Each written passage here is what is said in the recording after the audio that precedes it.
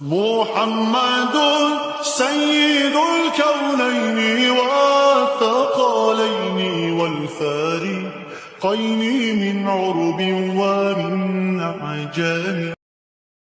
الحمد لله وكفى وسلام على حبيبه المصطفى أما بعد فأعوذ بالله من الشيطان الرجيم بسم الله الرحمن الرحيم. مثل الذين ينفقون أموالهم في سبيل الله كمثل حبة أنبتت 7 سنابل في كل سنبلة 100 حبة والله يضاعف لمن يشاء والله واسع عليم. صدق الله مولانا العظيم. بارگاہ رسالت معاب صلی اللہ تعالی علیہ وسلم میں درود پاک کا ہدیہ پیش کریں.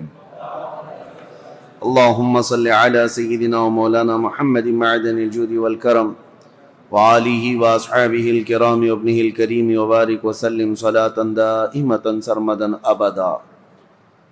عزیزان گرامی وقار، اسلامی تاریخ کے خلافت کے دور کا یہ تیسرا مرحلہ ہے جب سیدنا عمر ابن خطاب رضی اللہ تعالیٰ عنہ کی شہادت ہو چکی تھی، اور یہ ایسا مرحلہ ہے کہ سیدنا عمر فاروق رضی اللہ تعالیٰ عنہ کی شہادت کے بعد ایک بہت بڑی ذمہ داری امت پر عائد ہو چکی تھی، کیونکہ اسلام کی سرحدیں کافی دور تک جا چکی تھیں. جیسے کہ فتوحات اسلامیہ میں نے عرض کیا ہے، ملک شام، ایران، یمن، مصر، فلسطین، یہ سارے علاقے دائرہ اسلام میں آ چکے تھے، حتیٰ کہ آذربائیجان تک کا علاقہ. دور فاروقی میں اسلام وہاں تک پہنچ چکا تھا، اور صحابہ اکرام رضوان اللہ تعالیٰ علیہم اجمعین نے وہاں تبلیغ اسلام شروع فرمائی اور پرچم اسلام لہرایا. اب 10 سال خلافت کے امور پر فائز رہنے کے بعد جب سیدنا عمر فاروق رضی اللہ تعالیٰ عنہ شہید ہوئے تو اب خلافت کا مسئلہ آتا ہے، کیونکہ سب سے اہم مسئلہ خلیفہ کا چننا، اپنے امیر کا کو مقرر کرنا، اور سارے لوگ اس سے راضی رہیں، یہ بہت اہم مسئلہ ہوتا ہے. تو سیدنا عمر فاروق رضی اللہ تعالیٰ عنہ کو جو مسجد میں مارا تھا ظالم ابو لولو فیروز مجوسی، وہ تو خودکشی کر کے ختم ہو گیا، لیکن 3 دن تک سیدنا عمر فاروق رضی اللہ تعالیٰ عنہ باحیات تھے. ان 3 دنوں کے اندر آپ نے کافی نصیحتیں کی، وصیتیں فرمائی. ان میں سے ایک وصیت یہ بھی تھی کہ آپ نے ایک شورا قائم کی تھی 6 صحابہ کی. اب خلیفہ کا انتخاب سب سے پہلے کیسے ہوا آپ کو میں بتاتا ہوں.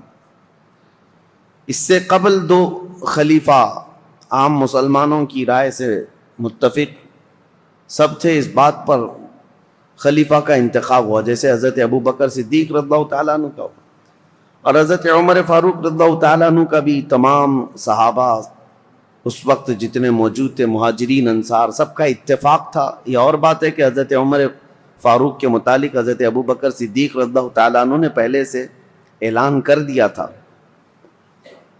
اب حضرت عمر کی شہادت کے بعد، بلکہ حضرت عمر نے اپنی شہادت سے پہلے 6 بڑے صحابہ جو 10 مبشرہ میں سے ہیں، جو رسول اللہ کے نہایت قریبی صحابہ تھے، ان کو طلب فرمایا. ان میں حضرت طلحہ ہیں، حضرت زبیر ہیں، حضرت سعد بن ابی وقاص ہیں، حضرت عبد الرحمن بن عوف ہیں، اور پھر حضرت عثمان غنی اور حضرت علی ابن ابی طالب کرم اللہ وجہہ الکریم. یہ 6 صحابہ 10 مبشرہ میں سے ہیں. ان کے متعلق رسول اللہ صلی اللہ علیہ وسلم نے دنیا میں ہی جنت کی بشارت دی ہے، اور یہ معزز تھے، سابقین اولین میں سے تھے، یعنی سب سے پہلے اسلام لانے والوں میں سے تھے. حضرت عمر فاروق رضی اللہ تعالیٰ عنہ نے ان 6 سے کہا کہ تم سب اتفاق رائے سے مسلمانوں کے لیے امیر کا انتخاب کر لینا، کسی خلیفہ کا انتخاب کر لینا، اور زیادہ دن تک مسلمانوں کو الجھن کا شکار ہونے نہ دینا. یہاں تک کہ حضرت مغیرہ بن شعبہ رضی اللہ تعالیٰ عنہ ایک صحابی ہیں، ان کو، حضرت ابو موسیٰ اشعری ایک صحابی، ان کو حضرت عمر فاروق رضی اللہ تعالیٰ عنہ نے ایک گھر کے دروازے پر جمع کر دیا تھا یہ 6 صحابہ اندر ہیں اور کچھ مہاجرین اور انصار صحابہ ہیں کہ کسی بھی باہر والے شخص کو یہاں اندر آنے نہ دینا جب تک کہ یہ لوگ خلیفہ کا انتخاب نہ کر لیں. فتنہ ہو سکتا ہے، نئے لوگوں کا شامل ہونا فتنے کا سبب بنتا ہے. حضرت عمر فاروق رضی اللہ تعالیٰ عنہ کی یہ بڑی دور اندیشیاں ہیں. میں ابھی اور بھی آپ کو بتاؤں کہ ان کی سیاست کیسے تھی حضرت عمر فاروق کی، جس کی وجہ سے معاملات کتنے ٹھیک ٹھاک تھے. 6 لوگوں کے اوپر آپ نے یہ ذمہ داری چھوڑی. اب انتخاب کیسے ہوا، خلیفہ کو کیسے منتخب کیا گیا، کیسے الیکٹ کیا گیا یا سیلیکٹ کیا گیا؟ اس کا طریقہ یہ رہا کہ حضرت عبد الرحمن بن عوف، ان کا بڑا کردار ہے، اس میں بڑا اہم رول ہے. یہ پہلے مدینہ طیبہ میں مہاجرین اور انصار صحابہ کے پاس قریب جا جا کر کے ان کی رائے لیتے تھے. تم بتاؤ تمہاری رائے کیا ہے، تم بتاؤ تمہاری رائے کیا ہے. رسول اللہ صلی اللہ علیہ وسلم کے اصحاب میں سب سے افضل اب کون ہے اور کس کو خلیفہ ہونا چاہیے؟ تو اکثر مہاجرین اور انصار حضرت عثمان غنی کے بارے میں کہتے تھے کہ حضرت عثمان بن عفان کو ہونا چاہیے، کیونکہ وہ داماد رسول بھی ہیں اور اسلام پر ان کا بڑا احسان ہے امت پر، اور بڑے فیاض ہیں، سخی ہیں. اس اعتبار سے اب اس کے بعد سب کی رائے لے کر کے حضرت عبد الرحمن بن عوف آئے اور پھر حضرت عمر فاروق کا انتقال ہو گیا. پھر یہ 6 لوگ بیٹھے ہیں تو عبد الرحمن بن عوف کھڑے ہوئے، کہا میری تو خواہش نہیں ہے خلیفہ بننے کی. حضرت عمر نے 6 لوگوں کا نام دیا تھا کہ 6 میں سے کوئی بھی ایک منتخب کر لو. میری تو خواہش نہیں ہے خلیفہ بننے کی. تو ان کی بات پر حضرت سعد بن ابی وقاص کھڑے ہوئے کہا میری بھی خواہش نہیں ہے خلیفہ بننے کی. 2 تو نکل گئے. اس کے بعد حضرت عبد الرحمن بن عوف نے کہا یہ تعداد کو اور کم کرنا چاہیے. حضرت زبیر سے پوچھا آپ کی کیا خواہش ہے؟ کہا کہ میں اپنے لیے نہیں، حضرت علی کے لیے میں اپنے آپ کو ترجیح دیتا ہوں. سجیسٹ کیا کہ میری طرف سے حضرت علی کرم اللہ وجہہ الکریم. حضرت طلحہ سے پوچھا گیا آپ کی کیا رائے ہے؟ انہوں نے کہا میں اپنی جو خواہش ہے یا میرے خلیفہ بننے کی اگر کسی نے امید رکھا ہو تو میں یہ سارا قربان کرتا ہوں حضرت عثمان غنی کے ہاتھ پر. 2 اور کم ہو گئے. حضرت طلحہ نے کہا میری خواہش نہیں ہے، میں حضرت عثمان کو سجیسٹ کرتا ہوں. اور حضرت زبیر نے کہا میں حضرت علی کو سجیسٹ کرتا ہوں. 4 کم ہو گئے یہ 6 کی شورا کی جماعت میں. پہلے 2 تو انہوں نے کہا ہم خلیفہ کے امیدوار ہے ہی نہیں. تو جب یہ 4 پیچھے ہٹ گئے تو اب حضرت علی اور حضرت عثمان 2 بچے تھے. حضرت عبد الرحمن بن عوف اب ان دونوں کے درمیان کسی کو منتخب کرنا ہے. تو پہلے حضرت عثمان غنی کے پاس گئے، نہیں پہلے حضرت علی کرم اللہ وجہہ الکریم کے پاس گئے. کہا میں اللہ کے احکام اور رسول اللہ کی سنت پر اور آپ سے ہم سے پہلے جو گزر چکے 2 خلفاء کی سنت پر آپ سے بیعت لینا چاہوں تو آپ کا کیا ارادہ ہے؟ حضرت علی رضی اللہ تعالیٰ عنہ نے فرمایا دیکھا جائے گا. آپ نے اتنا ہی جواب دیا. اور اس کے بعد حضرت عبد الرحمن بن عوف نے کہا کہ اگر میں آپ کی بیعت نہ کروں، حضرت علی سے پوچھا آپ حقدار ہیں، ابھی امیدوار ہیں؟ حضرت عبد الرحمن بن عوف خود کہتے ہیں اگر میں آپ کی بیعت نہ کروں تو آپ میرے لیے کس کو مشورہ دیں گے آپ کے علاوہ؟ حضرت علی نے کہا اگر آپ میرے ہاتھ پہ نہیں بیعت کرنا چاہتے ہیں تو میں مشورہ دیتا ہوں کہ عثمان بن عفان کے ہاتھ پہ بیعت کرو. حضرت عبد الرحمن بن عوف پھر حضرت عثمان کے پاس آئے. کہا میں اللہ کے احکام اور رسول اللہ کی سنتوں پر اور 2 پیشتر خلفاء کی سنتوں پر آپ سے بیعت لینا چاہوں. تو حضرت عثمان غنی نے کہا ٹھیک ہے. انہوں نے منظوری دی. پھر حضرت عثمان غنی سے حضرت عبد الرحمن بن عوف نے یہ پوچھا کہ اگر میں آپ سے بیعت نہ کروں، آپ حقدار ہیں، آپ خلافت کے مستحق ہیں، اس کے باوجود اگر میں آپ کے ہاتھ میں بیعت نہ کروں تو میرے لیے کسی دوسرے آدمی کے متعلق آپ مشورہ دے سکتے ہیں میں کس کے ہاتھ میں بیعت دوں؟ حضرت عثمان غنی نے کہا اگر آپ میرے ہاتھ پہ بیعت نہیں ہونا چاہتے تو میں مشورہ دیتا ہوں علی بن ابی طالب کے ہاتھ پہ ہو جائیں. یہ الگ الگ لے جا کر کے حضرت عبد الرحمن بن عوف نے پوچھا تھا، ان کو الگ لے جا کر ان کو الگ لے جا کر، اور اس کے بعد پھر یہ بھی پوچھا تھا دونوں سے کہ اگر آپ کے ہاتھ پر بیعت نہ کی جائے تو کیا آپ کو اس کا قلق ہوگا؟ کہا قطعاً نہیں ہوگا، اس بات کا نہ غم ہوگا نہ قلق ہوگا. اس کے بعد حضرت عبد الرحمن بن عوف، مہاجرین اور انصار سب جماعت موجود تھی، اس جماعت کے درمیان آئے اور یہ 6 صحابہ عشرہ مبشرہ یہ بھی آئے. تو حضرت عبد الرحمن بن عوف نے اپنا سارا ماجرا بتایا کہ لوگوں سے میں نے معلوم کیا، اور اس کے بعد حضرت علی سے بھی میں نے پوچھا، حضرت عثمان سے بھی پوچھا.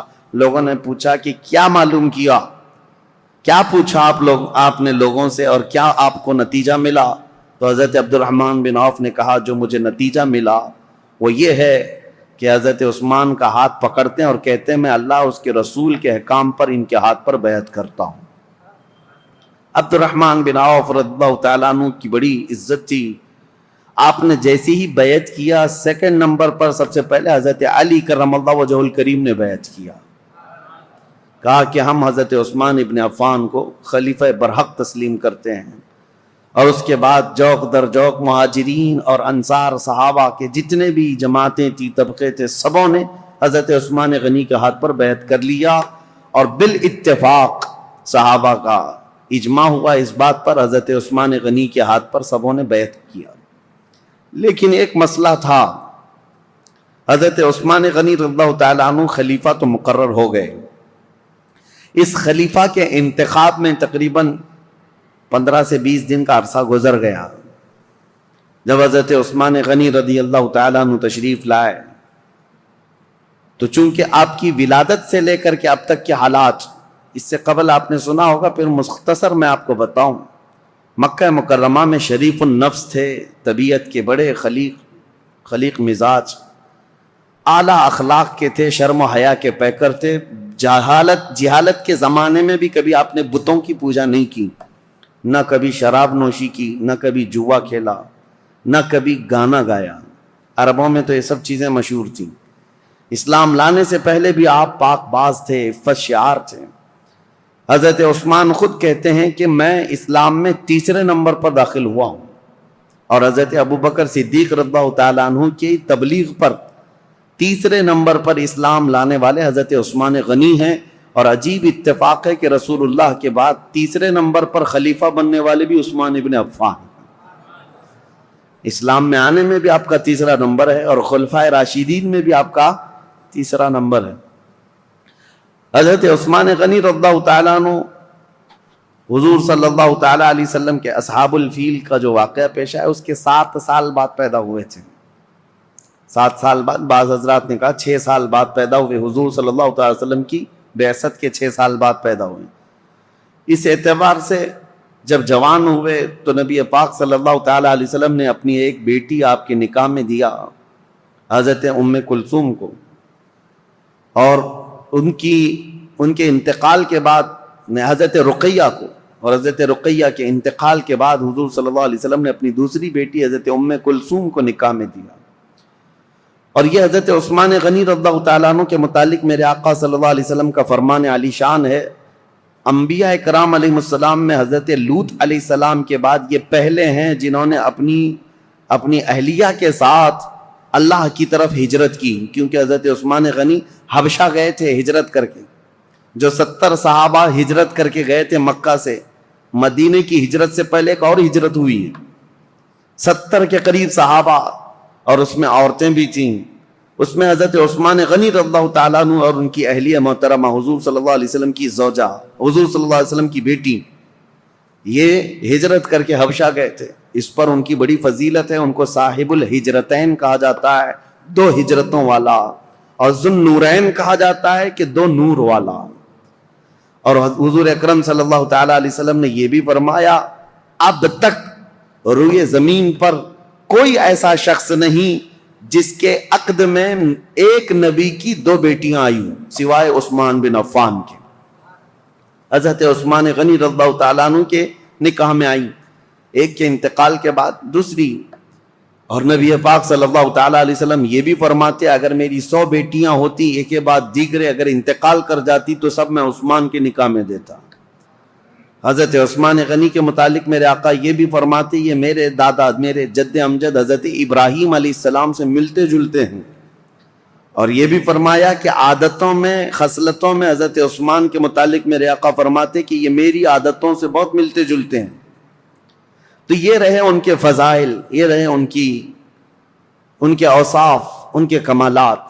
بلکہ ان کی فضیلتوں میں سب سے بڑی بات یہ ہے میرے آقا صلی اللہ تعالیٰ علیہ وسلم کی خود عادت کریمہ تھی. جب عثمان غنی حجرے میں آتے یا رسول اللہ کے پاس آتے، نبی پاک صلی اللہ تعالیٰ علیہ وسلم اپنے کپڑے سیدھے فرما لیتے. اگر پنڈلیوں تک بھی تہبند آ جاتی حضور کی تو آپ سیدھا کر لیتے. اور جب حضرت عثمان آتے تو حضور صلی اللہ تعالیٰ علیہ وسلم سیدھے ہو کر بیٹھ گئے یا اس طرح فرماتے. تو صحابہ حضرت عائشہ نے خود پوچھا تھا کہ عثمان کے آنے پر آپ اس طرح کیوں کرتے ہیں؟ میرے آقا صلی اللہ تعالیٰ علیہ وسلم فرماتے ہیں کیا میں اس شخص سے حیا نہ کروں جس سے اللہ کے فرشتے بھی حیا کرتے ہیں؟ وہ حیا کے پیکر تھے حضرت عثمان غنی رضی اللہ تعالیٰ عنہ. یہ ان کی فضیلت کے لیے سب سے بڑی بات ہے کہ اللہ کے فرشتے جس سے حیا کرتے ہوں وہ عثمان بن عفان. اب خلافت کا دور شروع ہوا لیکن ان کی قربانیاں بھی بہت ہیں. رسول اللہ صلی اللہ علیہ وسلم کے دور میں ان کے خلافت کا دور بیان کرنے سے پہلے یہ بات بھی ضروری ہے کہ ان کا جو احسان ہے وہ بھلایا نہیں جا سکتا. حضرت عثمان غنی کو اللہ تعالیٰ نے بے پناہ مال سے نوازا تھا. وہ تنہا خلیفہ ایسے ہیں جنہوں نے بیت المال سے پوری زندگی میں 1 روپیہ بھی خرچہ نہیں کیا اپنے لیے، ورنہ دوسرے خلفاء کا وظیفہ مقرر تھا. حضرت ابوبکر کا بھی تھا، حضرت عمر کا بھی تھا، تنخواہ مقرر تھی بیت المال سے.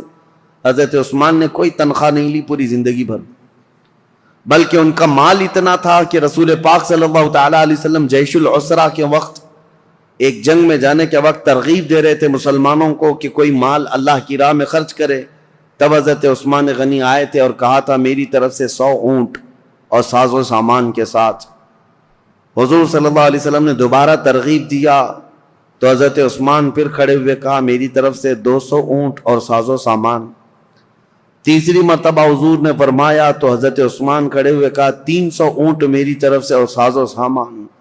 نبی پاک صلی اللہ تعالیٰ علیہ وسلم کھڑے ہوئے اور پھر حضرت عثمان غنی 1000 دینار، 40 دینار پر زکوٰۃ واجب ہوتی ہے، 7.5 تولہ سونے کے برابر 40 دینار ہوتے ہیں. 1000 دینار حضرت عثمان غنی جھولیوں میں بھر کر رسول پاک صلی اللہ علیہ وسلم کے پاس لا کر نظر کر دیا. حضور صلی اللہ تعالیٰ علیہ وسلم ان کے لائے ہوئے دینار کو الٹ پلٹ کرتے تھے اور منبر پر کھڑے ہو کر فرماتے آج کے بعد سے عثمان کو کوئی عمل نقصان نہیں دے سکتا، ان پر جنت واجب ہو چکی ہے. حضرت عثمان غنی کی یہ قربانیاں میرے عزیزو، یہ آسان لگتا ہے 100 اونٹ 200 اونٹ 300 اونٹ. اس زمانے میں بھی اونٹ کی قیمت جو ہے آج کی مشہور کار کے برابر تھی. اس وقت کی سواریاں ہیں، وہ جس کے پاس 1 اونٹ ہے یہ سمجھ لے کہ وہ بڑا امیر شخص ہوا کرتا تھا. اونٹ کی سواری مہنگی سواریوں میں سے ہوتی تھی اور 100 اونٹ نظر کر دینا، بلکہ 300 اونٹ ایک جنگ میں نظر کر دینا. ایک تاریخ داں ہیں، مورخ ہیں، انہوں نے اس زمانے کے کیلکولیشن کے اعتبار سے اس وقت کی جو بھی اماؤنٹ انہوں نے دی تھی حضرت عثمان غنی نے، اس کو کمپیئر کر کے بتایا ہے کہ اس دور میں حضرت عثمان غنی کا دیا ہوا دان، دیا ہوا صدقہ، قیمت اور اس کی مالیت اگر کمپیئر کی جائے تو اس زمانے کے 1 ارب 20 کروڑ روپیہ بنتے ہیں. 116 کروڑ یا 120 کروڑ کے برابر وہ رقم ہوتی ہے جو آپ نے ایک بار میں دیا ہے. کون ہے جو اتنی خطیر اتنی بڑی رقم میرے مصطفیٰ کریم صلی اللہ علیہ وسلم کے ایک فرمان پر لا کر نظر کر دے؟ حضرت عثمان غنی رضی اللہ تعالیٰ عنہ یہ وہ شخص ہیں کہ جب مدینہ طیبہ میں تشریف لائے تو مسلمانوں کے لیے میٹھے پانی کا ایک ہی کنواں تھا، وہ یہودی کے قبضے میں تھا اور وہ پیسوں سے بیچتا تھا۔ حضرت عثمان غنی رضی اللہ تعالیٰ عنہ نے حضور صلی اللہ علیہ وسلم کے اس فرمان پر کہ کون ہے جو یہ کنواں مسلمانوں کے لیے خریدے تو اس کے لیے جنت واجب ہے، یہ جنت کی نہر اس کے لیے، اپنے مال خاص سے اس کنویں کو خریدا حضرت عثمان غنی نے اور ہمیشہ کے لیے وقف کیا۔ بیر روما، وہ کنواں آج بھی مدینے میں ہے اور پانی سے لبالب بھرا بھی ہے۔ مدینے والوں کے لیے پانی کا سب سے پہلے انتظام کرنے والے عثمان بن عفان ہیں۔ ان کے علاوہ مدینے کی تجارت کا جو سامان ہوا کرتا بازار میں، یہودی پورے مارکیٹ پر قبضہ کیے ہوئے رہتے تھے، باہر سے آتے تجارت کرتے اور پیسہ بہت زیادہ لے کر جاتے۔ حضرت عثمان غنی نے پورے بازار کو کیپچر کر لیا تھا۔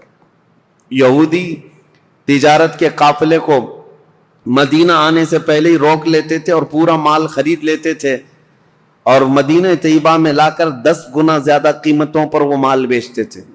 حضرت عثمان غنی اس طرح تجارت کے قافلے خود ہی 2 منزلیں پہلے ہی جا کر کے پورا قافلہ خریدنے لگ گئے۔ خرید کر کے مدینے آتے اور یہودی پوچھتے عثمان یہ مال ہمارے ہاتھ بیچ دو۔ حضرت عثمان نے پوچھا ایک بار کتنا تم بڑھا کر کے دو گے؟ یہودیوں نے کہا کہ جتنے میں آپ خریدا ہے اس کا ڈبل لے لو۔ آپ نے کہا نہیں، اتنے کم فائدے میں نہیں بیچوں گا۔ یہودی نے کہا 2 گنا زیادہ، یعنی ٹرپل، 100 کا ہے تو 300 لے لو۔ حضرت عثمان نے کہا اتنا بھی نہیں۔ یہودی بڑھاتے گئے، کہا 5 گنا زیادہ میں دے دو۔ حضرت عثمان نے کہا اتنے میں بھی نہیں بیچوں گا۔ یہاں تک کہ بات کرتے کرتے یہودیوں نے 10 گنا تک بڑھا دیا کہ اتنے میں مال بیچ دو، 100 میں خریدا ہے تو 1000 میں دے دو۔ اس سے زیادہ چیلنج کرتے ہیں ہم کہ تم سے یہ مال کوئی نہیں خرید سکے گا، نفع میں ہو بیچ دو۔ حضرت عثمان نے کہا نہ، مجھے اس سے زیادہ نفع چاہیے، اگر خرید سکتے ہو تو بتاؤ۔ یہودی عاجز آ گئے، 10 گنا زیادہ میں خریدنے پر بھی وہ نہیں دے رہے ہیں۔ دوسرے دن سب جب چلے گئے کہا کہ ہم نہیں خریدیں گے تمہارے مال کو۔ حضرت عثمان غنی مدینہ طیبہ میں ایک میدان میں وہ پورا غلہ اناج اور قافلے کا تجارت کا سامان سب اتارتے ہیں، اہل مدینہ کو آواز دیتے ہیں جس کو جو ضرورت ہے، جتنی ضرورت ہے وہ اس مال سے لے جا سکتا ہے۔ انفاق فی سبیل اللہ، جتنوں کو ضرورت تھی سبوں نے مال لے لیا۔ یہودی آئے اور پوچھا کہ کیا عثمان تم نے مال بیچ دیا؟ کہا ہاں۔ کتنے نفع میں؟ کہا میرے رب کے ہاتھ میں 70 گنا زیادہ نفع میں بیچ دیا، کیونکہ اللہ تعالیٰ نے فرمایا ہے کہ جو اللہ رب العزت کی راہ میں ایک خرچ کرے اللہ تعالیٰ اس کو 70 گنا زیادہ عطا کرتا ہے۔ میں نے بہت بڑا سودا کیا جو تمہاری حیثیت نہیں ہے دینے کی۔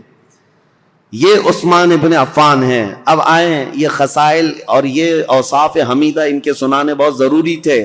اس کی وجہ کیا ہے کہ بعد میں آنے والے حالات اس پر آپ کی نظر ہونی چاہیے کہ حضرت عثمان غنی کا تذکرہ ہو رہا ہے تو ایک عام آدمی کا ذکر نہیں ہو رہا ہے۔ ان کے اپنے کمالات ہیں، ان کی خصلتیں ہیں، ان کی بہت ساری ان کی اسپیشلٹی، یہ سب چیزیں معلوم ہونی چاہیے۔ اب آگے چلتے ہم دور عثمانی پر۔ حضرت عثمان غنی رضی اللہ تعالیٰ عنہ جیسے ہی خلافت کے ممبر پر کھڑے ہوئے، آپ کے لیے بڑے چیلنجز تھے۔ پہلا خطبہ آپ نے جو دیا وہ خطبہ یہ تھا کہ آپ نے اللہ، اس کے رسول کے احکامات کی تعلیم اور تلقین کی اور اللہ سے ڈرایا لوگوں کو، اس کے بعد بول نہ سکے، کپ کپی آئی جسم میں اور کہا کہ اے لوگوں، کسی بھی آدمی کے لیے پہلی مرتبہ گھوڑے پر سوار ہونا بہت مشکل ہوتا ہے۔ پہلی مرتبہ گھوڑے پر سوار ہونا بہت مشکل ہوتا ہے اور وہ سواری نہیں کر پاتا۔ مجھے تم سبوں نے اس خلافت کے بوجھ پر یا خلافت کے تخت پر سوار کر دیا ہے۔ اور رہی بات خطبہ دینے کی، میرے پورے خاندان میں کوئی خطیب نہیں ہے، جیسی جیسی ذمہ داریاں آئیں گی میں خطبہ دے دوں گا۔ آج کے لیے اتنا ہی کافی ہے، اللہ کے فرائض پر عمل کرو، رسول اللہ کی سنتوں پر چلو، یہ کہہ کر کے آپ اتر آئے۔ اب دیکھیں چیلنجز کیا کیا تھے آپ کے زمانے میں جن سے آپ کو فیس کرنا تھا۔ سب سے پہلا دن تھا خلافت کا، تبھی آپ کے متعلق یہ بات آئی کہ حضرت عمر کے ایک بیٹے تھے عبید اللہ، حضرت عمر ابن خطاب فاروق اعظم کے بیٹے عبید اللہ۔ ہوا یہ تھا کہ حضرت عمر کو جس نے شہید کیا وہ ابو لولو فیروز مجوسی، وہ تو خود تلوار سے اپنے آپ کو مار کر مر گیا، خودکشی کیا.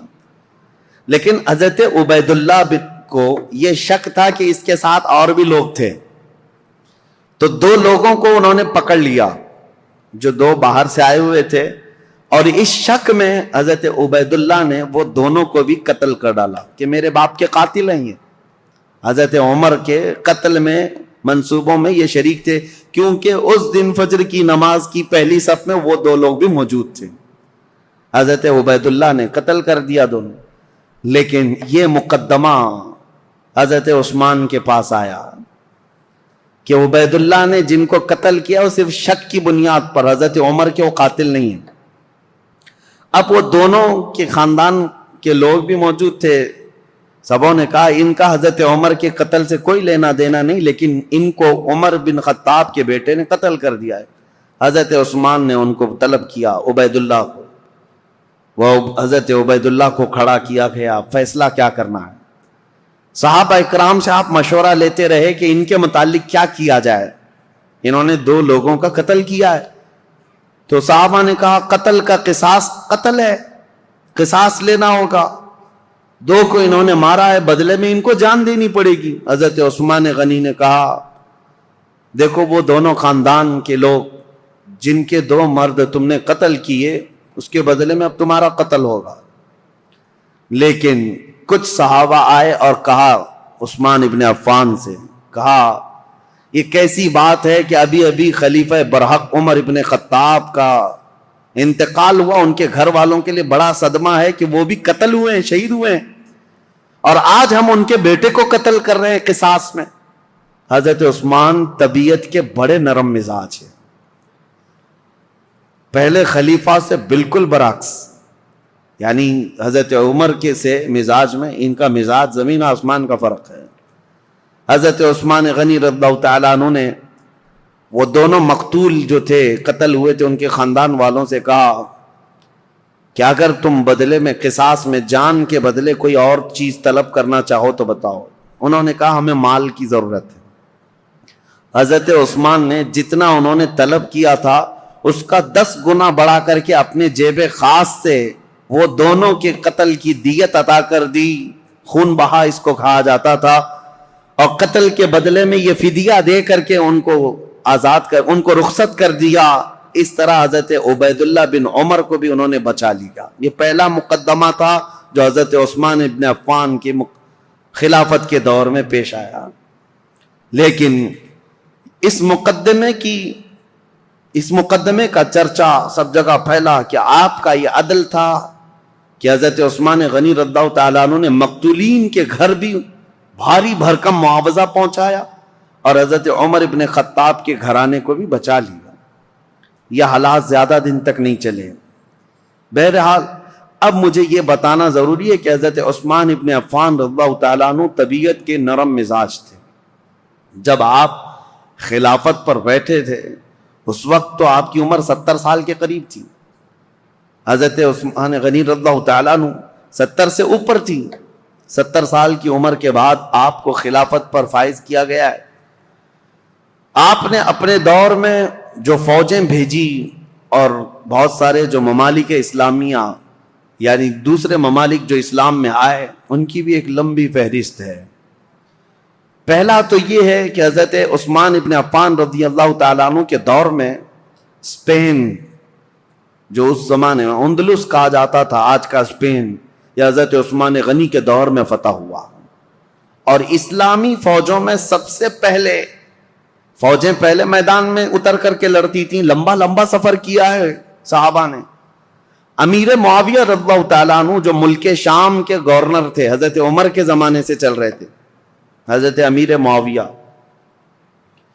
وہ ملک شام دمشق کے والی تھے، گورنر تھے. ان کی ایک خواہش تھی کہ قبرص جو آج ترکی کا حصہ ہے، سائپرس جس کو کہتے ہیں، یا قبرص، یہ وہی علاقے ہیں.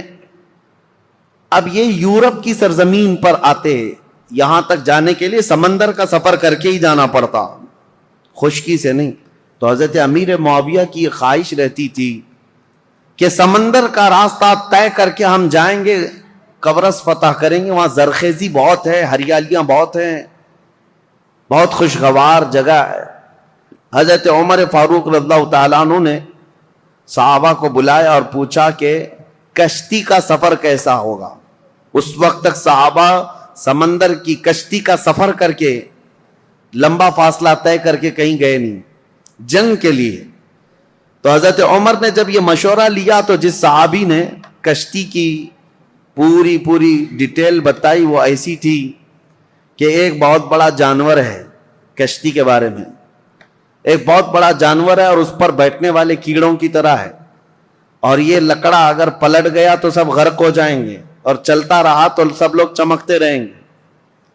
اس طرح کشتی کے بارے میں انہوں نے بتایا کشتی کا سفر فائدہ کم ہے، نقصان بہت زیادہ ہے۔ حضرت عمر رضی اللہ تعالیٰ عنہ نے فوراً ہی کہا تھا میں مسلمانوں میں سے کسی بھی جماعت کو ایسے سخت سفر پر روانہ کرنے کے لیے بالکل منظوری نہیں دے سکتا۔ تو حضرت عمر کے پورے دور میں سمندر کے سفر پر صحابہ کو کبھی بھیجا نہیں گیا تھا، جبکہ حضرت امیر معاویہ کی بڑی خواہش تھی کہ سمندر کا سفر طے کر کے جائیں گے اور اس علاقے کو بھی فتح کر کے دائرہ اسلام میں داخل کریں گے۔ ان کو اجازت کبھی نہیں ملی۔ اب حضرت عثمان کا دور آیا تو چونکہ حضرت امیر معاویہ حضرت عثمان غنی رضی اللہ تعالیٰ عنہ کے رشتہ داروں میں سے بھی ہیں، اور ایک بڑا الزام حضرت عثمان غنی پر یہی ہے کہ وہ رشتہ داروں کا بہت خیال کرتے تھے اور ان کو بہت زیادہ نوازتے تھے۔ یہ بات حقیقت ہے کہ حضرت عثمان غنی اپنے رشتہ داروں کے لیے بہت نرمی رکھتے اور اپنے مال سے بہت زیادہ ان کی مدد کیا کرتے تھے، لیکن ان رشتہ داروں میں کچھ تو نااہل بھی نکلے، کچھ نااہل بھی نکلے۔ بہرحال حضرت عثمان غنی رضی اللہ تعالیٰ عنہ نے حضرت امیر معاویہ کی اس درخواست کو منظور کر لیا کہ کشتی کا سفر کر کے یہ قبرص جائیں گے، ترکی کا سفر۔ یہ سب سے پہلے مسلمانوں کی جماعت ہے جو کشتی میں سوار ہو کر کے جا رہی ہے، لیکن ساتھ میں حضرت عثمان نے یہ پابندی لگائی تھی کہ کسی بھی مسلمان کو زور زبردستی جہاد میں شریک نہیں کیا جائے گا، جس کی مرضی ہوگی وہ امیر معاویہ کی عمارت میں ان کی سپہ سالاری میں جا سکتا ہے۔ تو کسی کے اوپر بھی سختی کے ساتھ یہ حکم نہیں لگایا گیا۔ حضرت امیر معاویہ نے اعلان کیا جتنے مسلمان ساتھ ہوئے گئے، لیکن قبرص کے علاقے کے لوگ، سائپرس کے لوگ ٹھنڈے مزاج کے لوگ تھے، وہ جنگ اور جدال کو پسند کرنے والے لوگ نہیں تھے۔ انہوں نے بغیر جنگ کے اپنا سارا علاقہ حضرت امیر معاویہ کے حوالے کر دیا۔ قبرص، سائپرس، یہ ترکی کے جو علاقے ہیں یہ فتح ہوئے اور وہاں پرچم اسلام لہرانے لگا، اور اس زمانے سے لے کر آج تک پرچم اسلام لہرا رہا ہے۔ سمندر کے باہر اسلامی فوجیں جو پہنچیں سمندر کو کراس کر کے، یہ حضرت عثمان غنی کے دور میں ہوا۔ اب یہاں سے قبرص پر جیسے ہی مسلمان آئے، اس کے بعد پھر کوئی علاقہ بچا نہیں، وہاں سے طبرستان، پھر اس کے بعد جرجان، رشیا میں پہنچ گئے۔ رشیا کے وہ علاقے جو آج ازبکستان وغیرہ کہے جاتے ہیں، اس زمانے میں یہ سمرقند، بخارا، نیشاپور کے نام سے تھے۔ اب مسلمان فوجیں وہاں تک بھی پہنچ گئیں، سمرقند، بخارا، نیشاپور، یہ سب علاقے فتح ہوتے ہوتے رشیا جو آج کے دور کا رشیا ہے، اس کے بیچوں بیچ مسلمان پہنچ چکے تھے دور عثمان ابن عفان میں۔ میرے عزیزو، مجھے عجیب حیرت ہوتی ہے پڑھ کر کے مسلمانوں کی کوئی سرحد نہیں تھی، وہ نکلتے چلے جاتے تھے، صحراؤں کو عبور کیا، جنگلوں کو پار کیا، سمندروں کو، سب چیزیں انہوں نے پھلانگ دیں اور اسلام کو کہاں سے کہاں لے آئے۔ ایک خطہ یہ تھا جو یورپ کی سرزمین پر گئے، ایک خطہ ایشیا کوچک یا پھر رشیا کی طرف جس کو کہیں، اس طرف نکلا صحابہ کا۔ اب تیسرا ایک طبقہ ہے صحابہ کا جو بہت اہم کردار ادا کیا حضرت عثمان غنی کے زمانے میں۔ حضرت عثمان ابن عفان رضی اللہ تعالیٰ عنہ کے زمانے میں ایک صحابی ہیں حضرت عبداللہ بن عبید، ان کو سپہ سالاری تھی اور یہ اپنی جماعت لے کر کے سب سے پہلے سارے علاقے پھلانتے ہوئے. عبداللہ بن ابی سرح جو مصر میں آئے تھے, یہاں سے انہوں نے سب سے پہلے جو داخلہ کیا وہ افریقہ کے جنگلات میں اور بربر قوم کے سامنے اسلام کو لے کر پہنچ گئے. اب وہ تاریخ اگر میں آپ کو بتاؤں, بربر قوم کون ہے؟ بربر یہ لفظ ہی مشہور ہو گیا. جب کبھی کوئی بہت زیادہ سختی کرتا ہے تو اس کو کہتے ہیں ظلم و بربریت. ظلم اور بربریت یہ لفظ جو ہے نا مترادف ہے, ہم معنی ہے, ایک ہی معنی کا ہے. یہ جنگلوں میں رہنے والی ایک ایسی قوم جو کپڑے بھی نہیں پہنتی تھی اور انسان خور, آدم خور, انسانوں کا گوشت بھی کھا جانے والی قوم, اور ان کی زبان نہیں, نہ ادھر کبھی انسانوں میں ان کا آنا جانا ہے. وہ جنگلات میں رہنے والی قوم, اور ذرا برابر ان کے دل میں رحم نہیں, جس چیز کو دیکھیں مار ڈالیں, بہت سختی کے ساتھ مار ڈالیں, اور نہ ہی کوئی تہذیب, کوئی سلیقہ, نہ کوئی اخلاق. عام سی زندگی گزارتے, جانوروں کی طرح رہتے. بلکہ ان کے ہاں مردوں اور عورتوں کا اختلاط ایسے ہی ہوتا تھا جیسے جانوروں کا ہوتا ہے. یہ بربر قوم افریقہ کے جنگلات میں رہنے والی, اس قوم کے پاس بھولے بھٹکے اگر کوئی انسان پہنچ بھی جاتا تو ان کا لقمہ بن جاتا تھا. شام میں اس کا کباب بننے والا ہوتا, وہ اس کو بھون کر کھا جاتے تھے. اس سخت ترین قوم کے پاس جانا ایک بہت بڑا چیلنج تھا. رسول پاک صلی اللہ تعالی علیہ وسلم کے عظیم ترین صحابہ جو چٹانوں کے پاس بھی جمے رہ گئے, سمندروں کو بھی انہوں نے پھلانگ دیا, وہ انسانوں کی ایک جماعت سے کیسے پیچھے ہٹتے, وہاں پر بھی پہنچ گئے. افریقہ کی اس بربر قوم کے پاس پہنچے. اب آپ کو میں بتاؤں, وہ بربر قوم جو آدم خور تھی, انسانوں کو کھاتی, ظلم ان کا بہت انتہا کو رہتا, وہ اچانک دائرہ اسلام میں آئے, میرے مصطفیٰ کریم صلی اللہ علیہ وسلم کے سچے غلاموں میں شامل ہوئے. کیسے یہ انقلاب آ سکتا ہے؟ کبھی آپ سوچیں. ہم نے بہت تحقیق کی کہ ایک نئی قوم کے پاس جانے کے لیے ان کی زبان تو کم سے کم معلوم ہونی چاہیے, ان کو تبلیغ کس زبان میں کریں. اور عربوں کا حال یہ ہے کہ وہ اپنی عربی چھوڑ کر دوسری زبان بولنا ہی نہیں چاہتے. آج تک آپ جا کر کے دیکھیں, انگلش میں بولنے کو وہ عیب سمجھتے ہیں. آتی ہے انگلش, سمجھتے ہیں, لیکن انگلش بولنا نہیں چاہتے.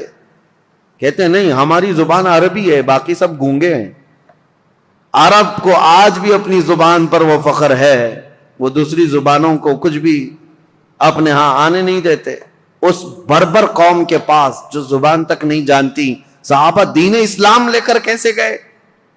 ہم نے معلوم کیا تو اس بربر قوم کو انہوں نے زبان سے نصیحتیں نہیں کی, بلکہ صرف اخلاق رسول سے ان کو اسلام کی طرف مائل کیا ہے. صرف میرے آقا صلی اللہ تعالی علیہ وسلم کی خوشبوئیں تھیں جو اس افریقہ کے جنگلات میں رہنے والی قوم کو بھی اسلام کا گرویدہ بنایا. یہ دور عثمانی میں افریقہ میں اسلام داخل ہو چکا, افریقہ کے علاقے فتح ہوتے گئے, اور اس کے بعد ایک دو نہیں, آج کے بر اعظم افریقہ, جو افریقہ کا کانٹیننٹل جس کو کہتے ہیں پورا علاقہ, اس کے کئی ممالک ایسے ہیں جو حضرت عثمان غنی رضی اللہ تعالیٰ عنہ کے دور میں پرچم اسلام سے لہراتے رہے, تو آج تک وہ اسلام میں ہیں. افریقہ کی سرزمین تک اسلام پہنچ گیا. اب یہاں سے افریقہ میں نے 3 علاقے بتائے, ایک ترکی کی طرف قبرص, اور ایک رشیا کی طرف سمرقند, بخارا, نیشاپور, اور تیسرا افریقہ کی سرزمین تک اسلام کو پہنچانے والی جماعتیں حضرت عثمان ابن عفان کے دور کی تھیں. اور سب سے پہلے سمندری سفر طے کر کے جانے والی جماعت بھی حضرت عثمان غنی رضی اللہ تعالیٰ عنہ کے دور کی تھی. خلافت کے کل 12 سال آپ کو ملے. حضرت عثمان غنی رضی اللہ تعالیٰ عنہ خلافت کے کل 12 سال تھے. ان 12 سالوں میں شروع کے 6 سال نہایت ہی اعلیٰ تھے, سب امن و امان, اور سب جگہ اتنے مال کی فراوانی تھی. حضرت عثمان غنی کا دور اتنا خوشحال تھا کہ جو مال غنیمت ملتا, حضرت عثمان غنی جو اس میں تقسیم کرتے, تو ایک ایک آدمی کو اس زمانے میں 1-1 لاکھ درہم ملتے تھے. 1 लाख درہم, جس کی وجہ سے کچھ لوگوں میں نکما پن آ گیا. جب مال زیادہ آتا ہے تو کام کرنے کی اور کمانے کی عادت چھوٹنے لگتی ہے. پیسہ زیادہ آ گیا تو اب کیا کریں گے؟ عیش کریں گے. تو کچھ نوجوانوں کے اندر یہ خرابی آنے لگ گئی تھی. وہ گلیل لیتے تھے, کبوتروں کو مارتے اور کبوتر بازی کرنے لگتے, اڑاتے رہتے تھے. پیسے کا نشہ ہی کھیل کود میں لگا دیتا ہے. حضرت عثمان غنی رضی اللہ تعالیٰ عنہ نے اتنا مال تقسیم کیا تھا کہ یہ نکمے ہونے لگے. اس کے لیے باضابطہ طور پر ایک آفیسر, ایک وزیر بنایا حضرت عثمان غنی نے, اور اس سخت قسم کے وزیر, وہ صحابی رسول تھے, سب کی گلیلیں پکڑ کر انہوں نے کاٹ دی, اور جتنے کھیلتے تھے کبوتر ان سب کو قید کیا. یہ سختی کے ساتھ آپ نے کبوتر بازی کو بند کیا تھا. یہ صرف میں مثال کے لیے بتا رہا ہوں کہ فراوانی اتنی آئی, کشادگی اتنی آئی, خوشحالی اتنی آئی کہ ایک ایک شخص کو 1 لاکھ درہم ملا کرتے تھے مال غنیمت سے. اب یہ فراوانی آنے کے بعد ہی, اسی لیے کہتے ہیں نا, جب مال زیادہ ہوتا ہے تو لوگوں میں فتنے بھی بڑھنے لگ جاتے ہیں, فتنے بھی زیادہ ہونے لگتے ہیں. ایک بات آپ یاد رکھنا, اس مسجد کے صدر ٹرسٹی بننے کی بہت زیادہ خواہش ہوتی ہے جس مسجد کی انکم زیادہ ہوتی ہے. بہت سارے لوگوں کا یہ حال ہے. کسی غریب مسجد میں ٹرسٹی بناؤ, دوسرے دن استعفیٰ دے کے بھاگا آئے گا, یہاں تو کچھ ہے ہی نہیں. بلکہ بار بار چندہ کر کر کے امام کو دینا پڑتا ہے, بار بار چندہ کر کے مسجد کو دیکھنا پڑتا ہے. غریب مسجد کا جلدی کوئی بننا نہیں چاہتا. ہاں, جس کی بہت ساری دکانیں ہیں, بہت سارا اس کا انکم کا آنا جانا لگا ہوا ہے, دیکھو کتنے امیدوار ہیں, ہر گلی میں ایک صدر کھڑا ہے. مال زیادہ ہے تو فتنے بھی زیادہ. جب مال زیادہ بڑھنے لگتا ہے تو سب کی آنکھیں بھی کھل جاتی ہیں کہ ہمیں بھی خدمت کرنے کا موقع ملے. سب بات یہی کرتے ہیں, ہم کو بھی خدمت کرنے کا موقع ملے. اس میں کس کی خدمت کا؟ پیٹ کی خدمت کا. یہ موقع بہت سارے لوگوں کو چاہیے ہوتا ہے. اسی لیے سیدنا ابو بکر صدیق اور حضرت عمر کے دور کا یہ حال تھا کہ وہ بیت المال میں 1 درہم بھی بچاتے نہیں تھے, بانٹ کر کے جھاڑو بھی جھاڑ دیتے تھے. یہاں مال رہے گا تو فتنہ نہ ہونے پائے. اب 2 چیزیں حضرت عثمان غنی رضی اللہ تعالیٰ عنہ کے دور میں آئیں اور مسلمانوں پر ایک بہت برا اثر قائم کر گئیں. ایک تو یہ تھی کہ خوشحالی بہت زیادہ آئی. اب اسلام بہت دور دور تک جا چکا ہے. ظاہر سی بات ہے, اتنی دور تک ایک خلیفہ کی نگرانی میں چل رہا اتنا بڑا خطہ. یہ ضروری تو نہیں کہ ہر اسلام میں آنے والا سب مخلص ہی ہوگا. کئی فتنے بھی تھے, کئی نئے لوگ اس میں آ رہے تھے. اب حضرت عثمان غنی رضی اللہ تعالیٰ عنہ کے دور خلافت میں جو بڑے معاملات پیش آئے اس کی طرف میں آتا ہوں.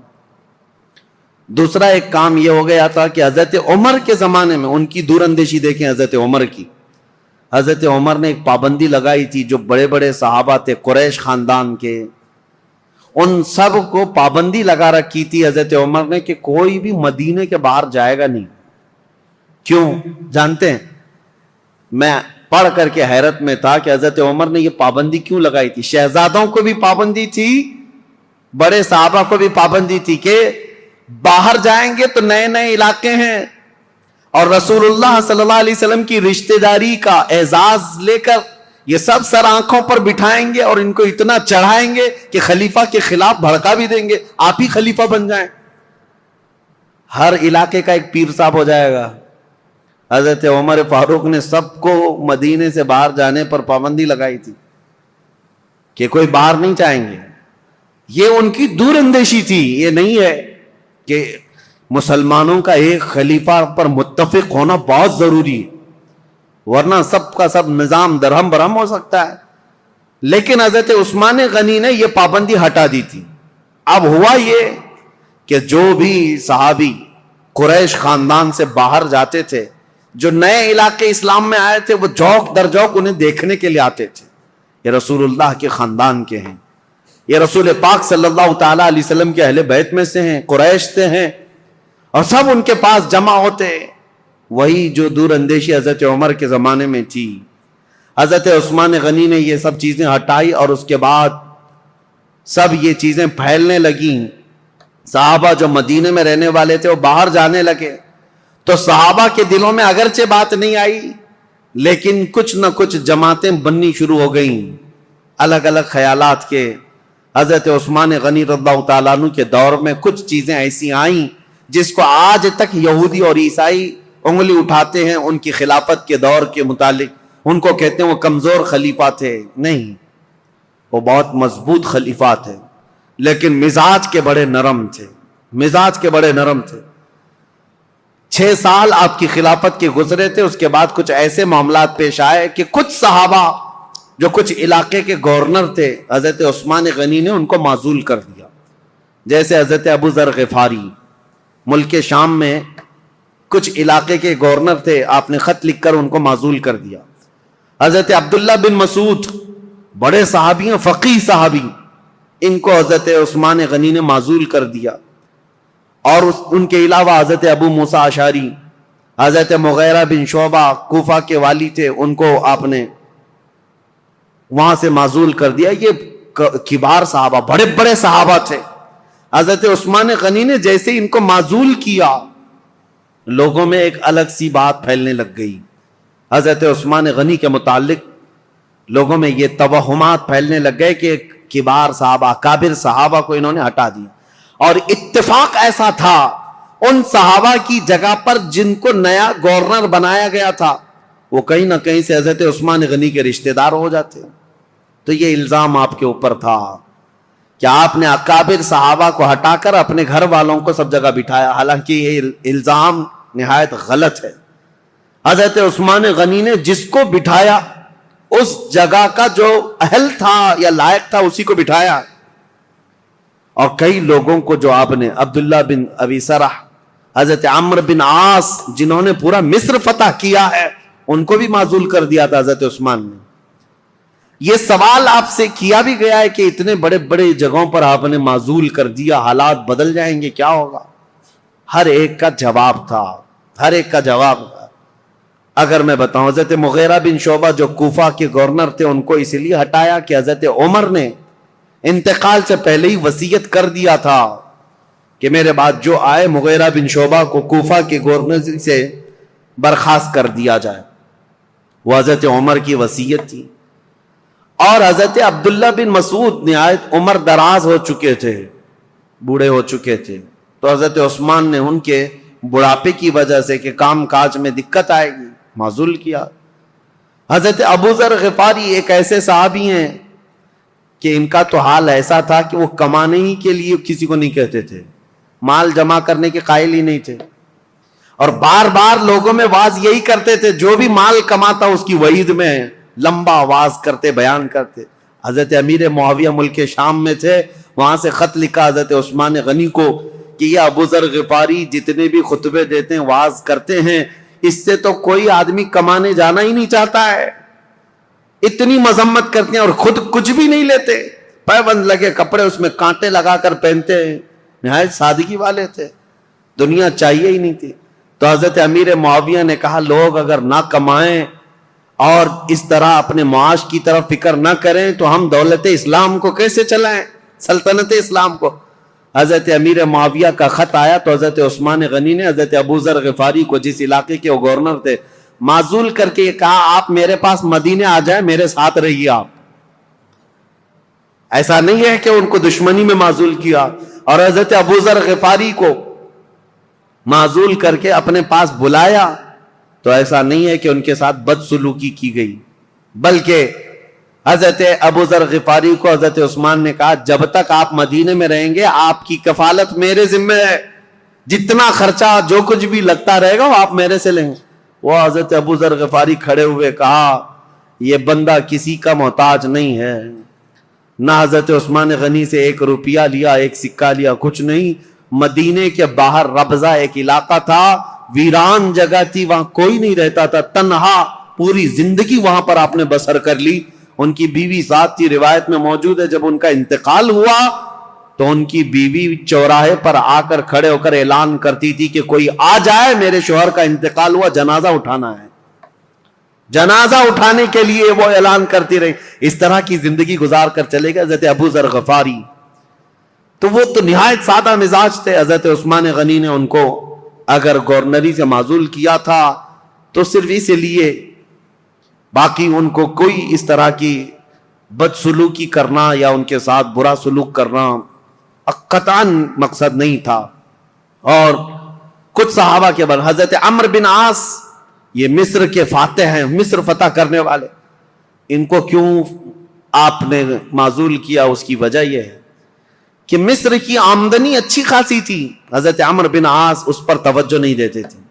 حضرت عثمان غنی نے لکھ کر کے بھیجا کہ مصر کی آمدنی بڑھتی جا رہی ہے، آپ اس میں اضافہ کریں۔ حضرت عمرو بن عاص اس پر توجہ نہیں دیتے، تو آپ نے ان کو ہٹایا۔ عبداللہ بن ابی سرح ایک دوسرے وہاں پر صحابی تھے، ان کو مصر کی گورنری دی، اور حالانکہ دو علاقوں میں رہنے کی وجہ سے عمرو بن عاص اور عبداللہ بن ابی سرح کے درمیان کچھ نہ کچھ باتیں چلتی رہتی تھی۔ لوگ یہ کہتے تھے کہ دونوں کی بنتی نہیں، کچھ معاملات رہے ہوں گے۔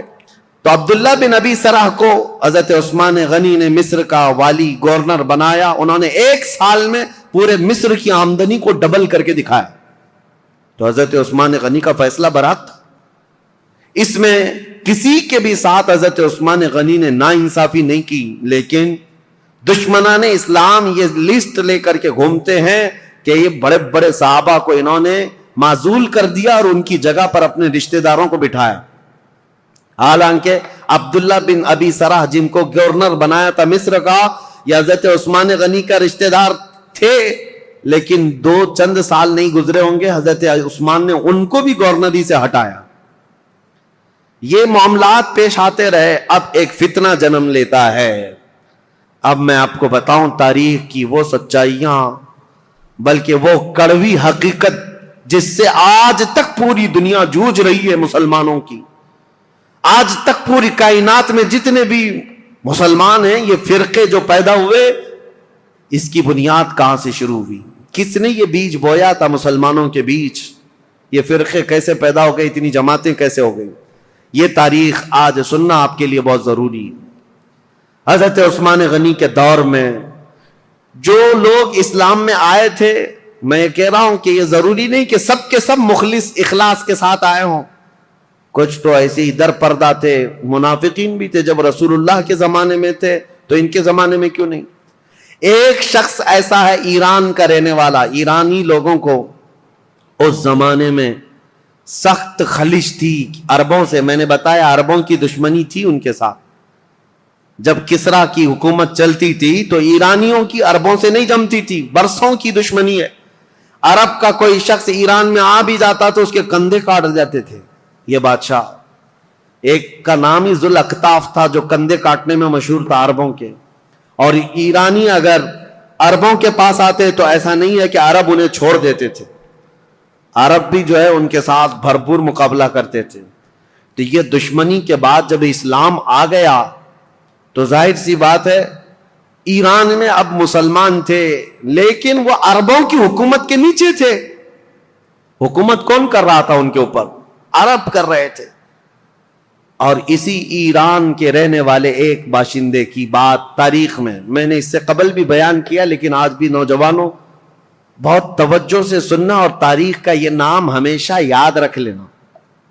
عبداللہ بن سبا، ایک یہودی شخص، یہودی بھی اسلام میں آئے ہیں، عیسائی بھی آئے، یہودی تھا، یہ اسلام لایا۔ عبداللہ بن سبا، یاد رکھو عبداللہ بن سبا، یہ اسلام لایا، اور اسلام لانے کے بعد یہ مسلمانوں کی جماعت میں آیا، لیکن پکا مسلمان نہیں تھا، یہ یہودی ہی تھا۔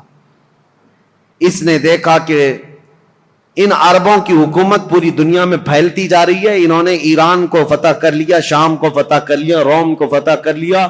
دل کے اندر جو کڑن تھی اور اس کا بدلہ لینے کے لیے ہمیشہ اس بات کے اندر انتظار میں رہتا تھا کہ کوئی کمی ان کی نظر آ جائے جس کو لے کر کے مسلمانوں میں ہم جماعتیں بنا دیں۔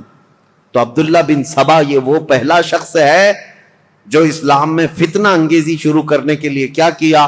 حضرت عثمان غنی کی کمیاں گنانا شروع کیا جماعتوں میں جا جا کر کے. اس کی فتنہ انگیزیاں جب بصرہ میں پہنچی، بصرہ ایک شہر ہے عراق کا، تو حضرت مغیرہ بن شعبہ وہاں پر موجود تھے، تو انہوں نے اس کو شہر بدر کر دیا، وہاں سے نکال کر بھیج دیا. وہ کوفہ آیا، کوفہ کے جو والی تھے ان کو بھی سعید بن عاص، ان کو جب خبر ملی تو کوفہ سے بھی اس کو بھگا دیا گیا. عبداللہ بن سبا اب مصر پہنچا. مصر آنے کے بعد مصر کے نئے جو لوگ اسلام میں آئے تھے ان کے دلوں میں یہ بات ڈالنا شروع کیا کہ عثمان جو ہے ایک کمزور خلیفہ ہیں اور صرف رشتہ داروں کا خیال کرتے ہیں. اپنے رشتہ داروں کے لیے وہ بہت زیادہ پیسہ بھی دے دیتے ہیں، نذرانے بھی دیتے ہیں، جبکہ حضرت عثمان غنی اپنے رشتہ داروں کو جو مال دیتے تھے وہ بیت المال سے نہیں، وہ اپنے جیب خاص سے دیتے تھے. ان کا مال ہی اتنا تھا، وہ دیتے تھے، نوازتے تھے. اب میں آپ کو بتاؤں عبداللہ بن سبا کا یہ فتنہ اثر کرنے لگ گیا لوگوں میں، مسلمانوں میں یہ بات آنے لگ گئی اپنے خلیفہ کے متعلق. اب انقلاب انقلاب نام سے کچھ نعرے شروع ہو گئے. کہاں پر؟ کوفہ میں انقلاب کے نام سے نعرے شروع ہوئے. حضرت سعید بن عاص ایک صحابی ہیں، وہ کوفہ کے گورنر تھے. انہوں نے دیکھا یہ کوفہ میں کیا ہو رہا ہے، لوگ روزانہ جیسے یہ پلے کارڈ لے کر کے اتر جاتے ہیں. اس زمانے میں وہ احتجاج کرتے رہتے تھے کہ ہم کو ایک نئی چیز چاہیے، تبدیلی چاہیے، انقلاب چاہیے. تو سعید بن عاص نے حضرت عثمان کو یہ لکھ کر بھیجا، کوفہ والے شاید مجھے پسند نہیں کرتے ہیں، یہ ابو موسیٰ اشعری کو پسند کرتے ہیں. تو حضرت عثمان غنی نے ان کو معزول کر دیا. سعید بن عاص کو کہا کہ تم اتر جاؤ، کوفہ والوں کی پسند کے مطابق ابو موسیٰ اشعری کو گورنر بناؤ. گورنر تو بنایا لیکن کوفہ والوں کی وہ خواہش نہیں تھی. ابو موسیٰ اشعری بھی گورنر بنے لیکن فتنہ ٹھنڈا نہیں ہوا. انقلاب انقلاب، کیونکہ یہودیوں کا ڈالا ہوا بیج تھا، انہیں پورے خلافت کو ہلانا تھا. خلافت کے نظام کی دشمن قوم اس دور میں بھی سب سے بڑی کوئی دشمن قوم ہے تو یہودی قوم ہے. میں آپ کو بتاؤں، مولانا محمد علی جوہر، مولانا شوکت علی، یہ آزادی کے موقع کے جو مشہور نام ہے، آپ کو پتا ہوگا. ان کی کتاب میں ایک بات انہوں نے لکھی ہے، وہ خلافت جب ختم ہو رہی تھی ترکی کی خلافت عثمانیہ، اگرچہ نام سے خلافت قائم رہی، اور جب وہ ختم ہو رہی تھی تو یہ بیچارے دوڑ رہے تھے، بھاگ رہے تھے کہ نہیں خلافت کو قائم کرنا ہے کسی نہ کسی کو. اور خلافت کمیٹیاں ہندوستان میں بھی بنائی تھی، بھائی کلہ میں آج بھی موجود ہے خلافت ہاؤس، یہ اس دور کا بنا ہوا ہے. اور آج بھی میلاد شریف کا جلوس جو ہے وہ خلافت ہاؤس سے نکلتا ہے. ممبئی والوں کو پتا ہے، نہیں پتا معلوم نہیں. خلافت ہاؤس آج بھی ہے بھائی کلہ میں. خلافت کو قائم کرنے کے چکر میں وہ دوڑتے رہے. کیوں؟ ان کی بتائی ہوئی ایک بات بتا رہا ہوں. یہودیوں نے کہا تھا، ایک بڑے یہودی دانشور نے ان سے کہا تھا، ہمیں مسلمانوں کی نماز سے، ان کے زکوٰۃ سے، ان کی قربانیوں سے، ان کی ٹوپی داڑھی سے، ان کی مسجدوں سے کوئی بھی نفرت نہیں، کوئی مذائقہ نہیں. وہ جتنی نمازیں پڑھنا ہے سب پڑھیں، لیکن ہم چاہتے ہیں مسلمانوں میں دو باتیں کبھی نہ آئیں. ایک دو لفظ کبھی نہ آئیں. یہودی یہ چاہتے ہیں مسلمانوں کی زبان پر دو لفظ کبھی نہ آئے. ایک جہاد کا لفظ نہ آئے، دوسرے خلافت کا لفظ نہ آئے. پوری دنیا سے انہوں نے یہ دو ناموں کو مٹانے کے لیے ایڑی چوٹی کا زور لگایا. یہودی آج سے نہیں، عبداللہ بن سبا کے زمانے سے. عبداللہ بن سبا یہ وہ فتنہ ہے جو خلافت کو ہلانے کے لیے آیا تھا.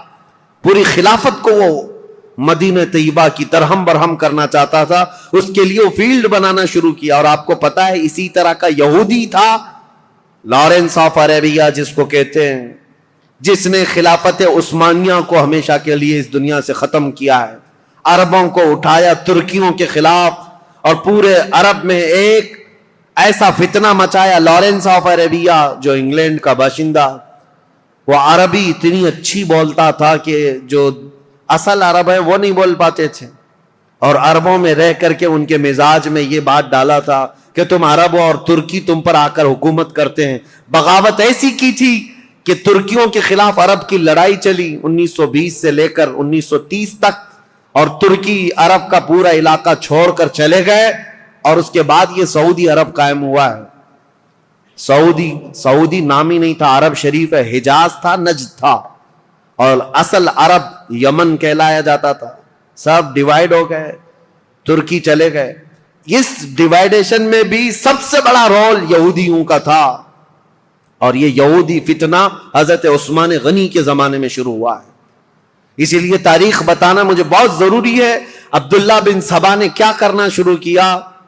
مصر کے لوگوں میں، کوفہ کے لوگوں میں، بصرہ کے لوگوں میں یہ بات ڈالنی شروع کی کہ خلافت کے زیادہ حقدار تو حضرت علی ہیں، اہل بیت ہیں، رسول اللہ کے گھر والے ہیں. اہل بیت کی محبت کے نام پر وہ ایک ایسا فتنہ لوگوں میں شروع کیا، جبکہ اسے نہ اہل بیت سے محبت تھی نہ صحابہ سے محبت تھی. وہ تو اسلام لایا ہی تھا بظاہر دکھانے کے لیے، اصلی وہ تو یہودی تھا. لیکن اس کو کہتے ہیں سبائی فتنہ. عبداللہ بن سبا ہے تو سبائی فتنہ. اس سبائی فتنے کا اثر تو اس زمانے کے بڑے بڑے مسلمانوں میں ہو گیا تھا، تابعین میں. کچھ صحابہ بھی سوچنے لگ گئے تھے کیا ہو رہا ہے، ایسے حالات پیدا کر دیا. اب سنی حضرت عثمان غنی رضی اللہ تعالیٰ عنہ کے دور کا آخری حصہ تھا. فتوحات اسلامیہ 6 سال تک تو چلتی رہی، لیکن آخری جو 6 سال ہیں وہ فتنوں میں ہی گئے.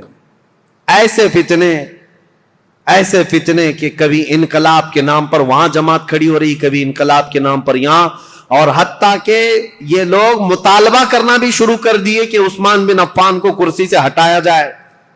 لیکن مدینے میں جو صحابہ تھے وہ اس کے سخت خلاف تھے، کسی کو آواز اٹھانے نہیں دیتے تھے. مدینے میں جو صحابہ اکابر صحابہ تھے وہ جانتے تھے خلافت کو ہلانے کا مطلب ہے پورے خطہ اسلام کو ہلا دینا. پھر جو علاقے مسلمانوں کے زیر نگیں آئے ہیں وہ سب کے سب پھر واپس چلے جائیں گے. رعب و دبدبہ پورے خطوں پر ایسا قائم تھا خلیفہ وقت کا، کسی کی مجال نہیں ہوتی تھی.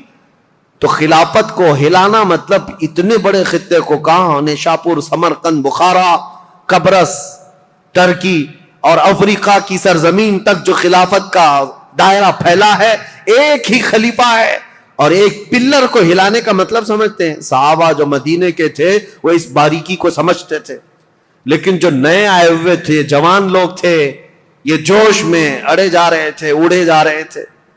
اور اس کے بعد یہ فتنہ ابھرتا ہوا یہاں تک پہنچا کہ مصر میں عبداللہ بن ابی سرح، جس کے بارے میں بتا رہا ہوں، یہ حضرت عثمان غنی رضی اللہ تعالیٰ عنہ کا رشتہ دار بھی تھا.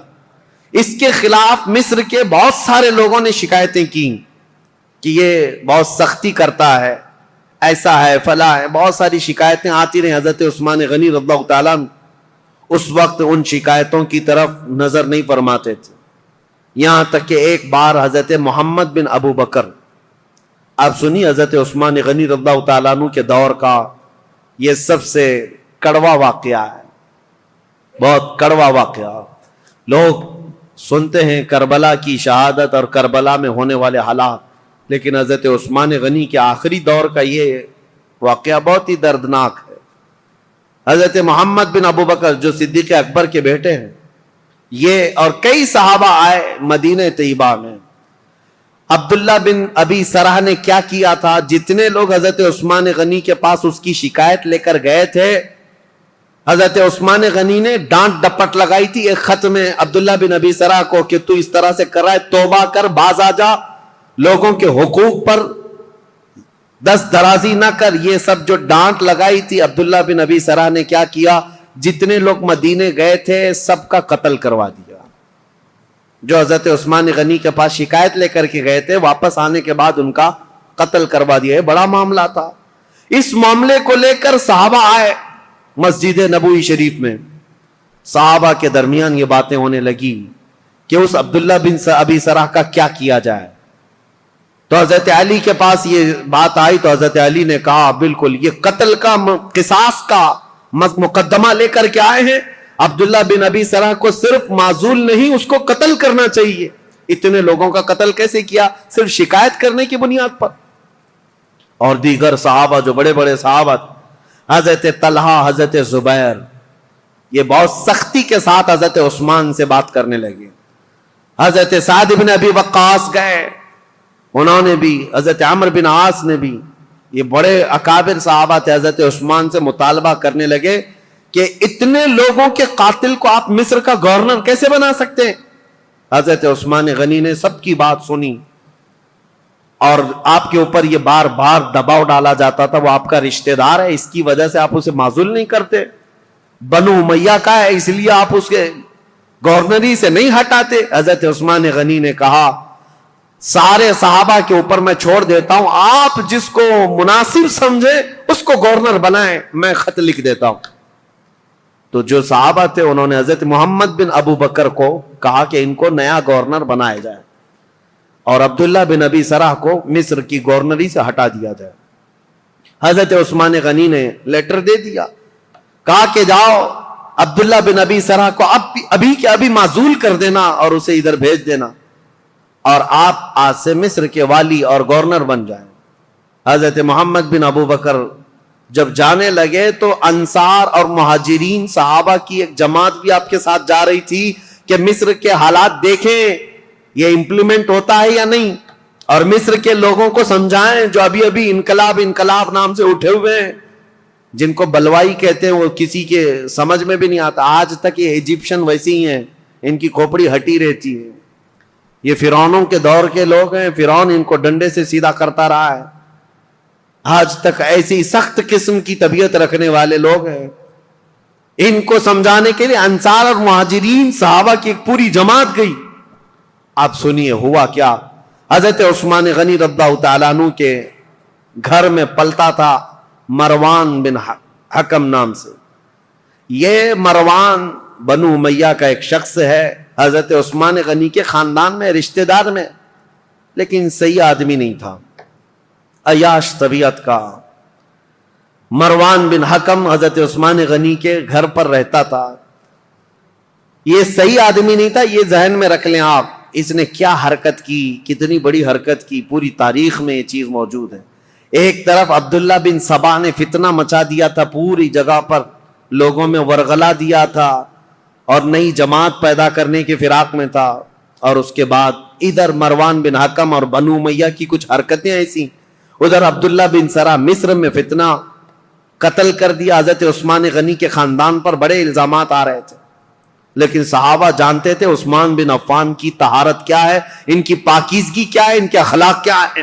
اسی لیے سب سے پہلے میں نے ان کی فضیلتیں آپ کے سامنے رکھی تاکہ کسی کے ذہن میں یہ بات نہ آنے پائے حضرت عثمان غنی کیا ایسا کرتے تھے ویسا کرتے تھے۔ سب سے پہلے میں نے آپ کو ان کے فضائل سنائے، کسی ذہن میں شک و شبہ بھی نہ آئے، وہ رسول اللہ کے داماد ہیں، میرے آقا کے انتخاب ہیں، سابقون الاولون میں سے ہیں۔ حضور نے ان کے متعلق فرمایا عثمان کو اب اس کے بعد کوئی عمل نقصان نہیں پہنچا سکتا۔ بہرحال حضرت محمد بن ابو بکر جا رہے ہیں، کہاں؟ مصر جا رہے ہیں گورنری لینے کے لیے، اور انصار مہاجری صحابہ کے ساتھ جا رہے ہیں۔ ابھی 2-3 منزلیں طے کیے ہوئے تھے کہ ایک حبشی غلام کو اونٹنی پر بہت تیز رفتار دوڑتے ہوئے انہوں نے دیکھا، یہ انصار مہاجرین صحابہ کی جماعت دیکھا، وہ مشکوک لگ رہا تھا، یا تو وہ کسی کا قاصد تھا یا تو کسی کا بھاگا ہوا غلام تھا۔ صحابہ نے اسے پکڑ لیا، پوچھا کہاں جا رہے ہو؟ کہا خلیفہ اسلام امیر المومنین عثمان ابن عفان کا پیغام لے کر میں مصر کے گورنر کے پاس جا رہا ہوں۔ جو صحابہ تھے انہوں نے کہا مصر کے جو گورنر ہیں وہ یہاں ہیں، محمد بن ابو بکر، بات کرو کیا ہے؟ کہا نہیں، ان کے متعلق نہیں ہے وہ پیغام، ان کے متعلق نہیں ہے، یہ گورنر نہیں ہے۔ وہ پھر بھاگنے لگا تو اس کی تلاشی لی گئی، اس کے پاس کچھ نہیں ملا، اس کی ساری چیزیں تلاشی لی گئی، کچھ نہیں ملا، اور وہ تھوڑا آگے گیا تھا۔ حضرت محمد بن ابو بکر کو شک ہوا کہ کچھ تو ہے، یہ اس قدر مشکوک انداز میں کیوں جا رہا ہے۔ اس کو پھر سے پکڑا، اس کے پانی کا جو مشکیزہ تھا وہ بالکل سوکھا تھا، اس کو ہلایا تو اس کے اندر کوئی چیز تھی، اس کو پھاڑ دیا تو دیکھا ایک خط تھا مہر لگا ہوا، اور پہلے جو خط ہوتے تھے اس کو ڈامر جیسی ایک چیز آتی تھی وہ لگا کر کے سیل بند کر دیا جاتا تھا، کوئی نہیں کھول سکتا، اور یہ سیل بند خلیفہ کا لیٹر ہوا کرتا۔ حضرت محمد بن ابو بکر وہ خط لے کر کے آئے، اور سارے صحابہ کی جماعت تھی، انصار اور مہاجرین کی، جو ابھی مصر جا رہے تھے، ان کے بیچ میں وہ خط لا کر کے کہا کہ کیا میں اس کو کھول کر کے پڑھوں؟ سبوں نے کہا کھول کر کے پڑھو۔ حضرت عثمان غنی سے ملاقات کیے ہوئے ابھی 1-2 دن ہوئے اور اتنی جلدی کوئی پیغام آیا؟ کھول کر کے جب خط پڑھا اس میں لکھا ہوا تھا عبداللہ بن ابی سرح کے نام خلیفہ اسلام امیر المومنین عثمان بن عفان کی طرف سے خط ہے کہ اے عبداللہ بن ابی سرح، جیسے ہی محمد بن ابو بکر مصر آئے تو اسے قتل کر دینا، اور جو لوگ تیری شکایت لے کر کے آئے تھے ان کو کسی ہیلے بہانے سے مار دینا، ختم کر دینا، اور مدینے سے ایک جماعت جا رہی ہے، ان کو ادھر ادھر منتشر کر دینا، اور تم اپنی گورنری پر برقرار رہنا فقط۔ سلام کے بعد حضرت عثمان بن عفان کی مہر لگی ہوئی ہے۔ یہ کتنا بڑا واقعہ ہے، حضرت عثمان غنی کی مہر لگی ہوئی ہے۔ اب ظاہر سی بات ہے اس جگہ جو بھی ہوگا وہ آپے سے باہر ہوگا۔ حضرت محمد بن ابو بکر انہوں نے دیکھا ہے لیٹر میرے قتل کا، ایک طرف خلیفہ نے مجھے گورنر بنا کر بھیجا، دوسری طرف عبداللہ بن ابی سرح اپنے رشتہ دار کو یہ لکھ کر بھیج رہے ہیں کہ میں جیسے آؤں گا قتل کر دیا جائے مجھے۔ وہ آپے سے باہر تھے، سارے صحابہ انصار مہاجرین وہ سب برہم ہو گئے، سخت نالاں ہوئے۔ یہ جماعت واپس لوٹ آئی مدینے آئے، مدینے آنے کے بعد سیدھے مسجد نبوی شریف میں آئے۔ حضرت علی ابن ابی طالب کرم اللہ وجہہ الکریم، حضرت طلحہ، حضرت زبیر، حضرت عبد الرحمن، بڑے بڑے صحابہ موجود تھے۔ ان سب صحابہ کے پاس لا کر یہ خط رکھا گیا کہ اس خط میں ایسے ایسے معاملات لکھے گئے ہیں۔ سب صحابہ نے کہا یہ نہایت ہی بہت ہی گری ہوئی حرکت ہے، ایسا ہونا ہی نہیں چاہیے، ایسا کیسے کیا جا سکتا ہے؟ تو پھر حضرت علی رضی اللہ تعالیٰ عنہ نے کہا اس مسئلے کو امیر المومنین سے ہی پوچھا جائے۔ تو خط لے کر حضرت علی آئے، آپ کے ساتھ 6 صحابہ اور بھی تھے۔ حضرت عثمان غنی، یہ آپ کو میں بتا رہا ہوں 70 سال کے بعد تو وہ خلافت پر بیٹھے تھے، اور تقریباً آپ کی عمر ابھی 80 سال کے قریب ہو رہی تھی۔ اس وقت آپ تو مکمل عبادت میں لگے رہتے تھے۔ حضرت عثمان کے پاس آئے، حضرت علی نے یہ خط دکھایا، وہ غلام کو بھی پکڑ کر کے لائے تھے، وہ اونٹنی بھی ساتھ تھی۔ حضرت عثمان سے کہا یہ غلام آپ کا ہے؟ حضرت عثمان نے کہا یہ غلام میرا ہے۔ کہا اونٹنی؟ کہا یہ بھی میری۔ اس کے بعد مہر دکھائی، کہا یہ آپ کی مہر ہے؟ کہا میری مہر ہے۔ کہا یہ خط پڑھ کر کے سنا، یہ خط کیا ہے؟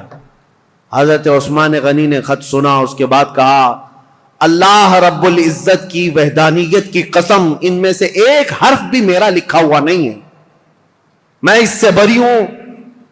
حضرت علی فوراً اٹھ گئے، کہا صحابہ سے آج تک ہم نے عثمان کو قسم کھاتے ہوئے نہیں سنا تھا۔ ان کی پاکیزگی، ان کی طہارت ایسی تھی کہ ان کو قسم کھانے کی ضرورت نہیں پیش آئی۔ تو کہا کہ عثمان بن عفان اگر حلف اٹھا چکے، قسم کھا چکے ہیں، تو یہ خط ان کا ہو ہی نہیں سکتا۔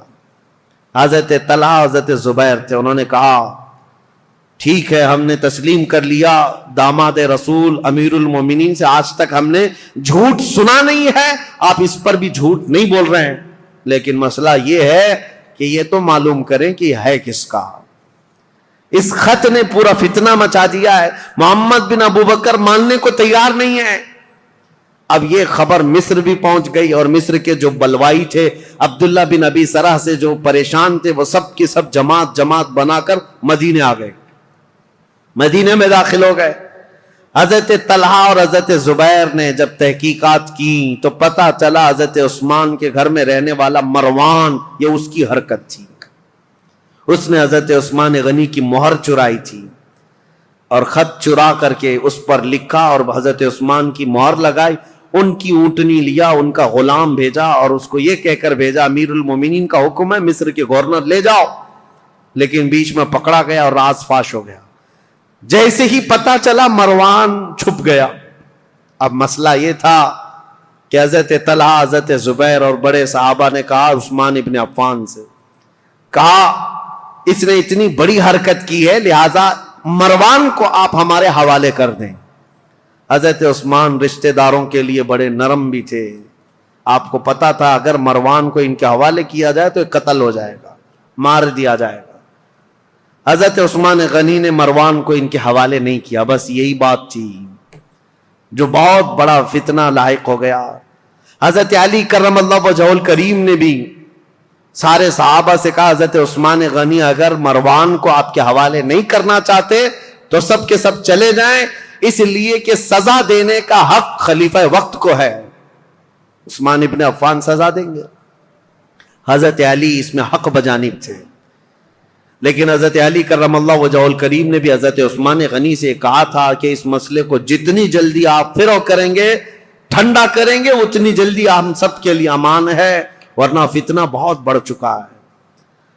اب حضرت عثمان غنی رضی اللہ تعالیٰ عنہ سے جب صحابہ نکل گئے تو یہ مصر کے جتنے بلوائی تھے یہ سب کے سب حضرت عثمان غنی کے گھر کے اطراف محاصرہ کر لیے. اور حضرت عثمان غنی کے گھر کے اطراف کیوں کھڑے تھے؟ صحابہ پوچھتے تو یہ کہتے مروان ان کے گھر میں چھپا ہوا ہے، جب بھی نکلے گا ہم اسے ماریں گے. ہم خلیفہ وقت کے خلاف نہیں ہیں، مروان کو ہمارے حوالے کرے. حالانکہ مروان کب کے ان کے گھر سے بھاگ کر ملک شام جا چکا تھا، حضرت عثمان کے گھر میں تھا بھی نہیں. لیکن یہ بلوائی اسی انتظار میں کہ مروان گھر کے اندر ہے محاصرہ کر کے رکھا. کتنے دن؟ 40 دن تک چلا تھا یہ محاصرہ. اور حضرت عثمان غنی پر ایک دانہ پانی بھی اندر جانے نہیں دیتے تھے. سیدہ ام المومنین حضرت حفصہ حضور کی زوجہ ہے، وہ پانی کا مشکیزہ لے کر حضرت عثمان غنی کے پاس جا رہی تھیں پانی پلانے کے لیے. ان کے خچر پر جو مشکیزہ رکھا تھا ان بلوائیوں نے تیر مار مار کر کے مشکیزہ پھوڑ دیا اور پورا پانی بہا دیا. ام المومنین کو تک حضرت عثمان کے گھر جانے نہیں دیا، حضرت عائشہ صدیقہ کو تک جانے نہیں دیا. یہ نئے آئے ہوئے لوگ تھے اسلام میں سب، یہ بلوائی. ایک دن حضرت عثمان غنی چھت پر کھڑے ہوئے اور پوچھا لوگوں سے، کیا ہے لوگوں، کیا تم میں علی بن ابی طالب ہیں؟ لوگوں نے کہا نہیں ہے. کہا تم میں سعد بن ابی وقاص ہے؟ لوگوں نے کہا نہیں ہے. کہا طلحہ یا زبیر ہیں؟ کہا نہیں ہے. حضرت عثمان نے چھت سے پکار کر کہا کیا میری بات علی بن ابی طالب تک کوئی پہنچا سکتا ہے؟ کہا کہ کیا بات ہے؟ کہا علی بن ابی طالب سے یہ کہہ دو کہ عثمان بن عفان پچھلے 4-5 دن سے پانی کا ایک گھونٹ بھی نہیں پیا ہے. خبر ملی مولا علی کرم اللہ وجہہ الکریم کو.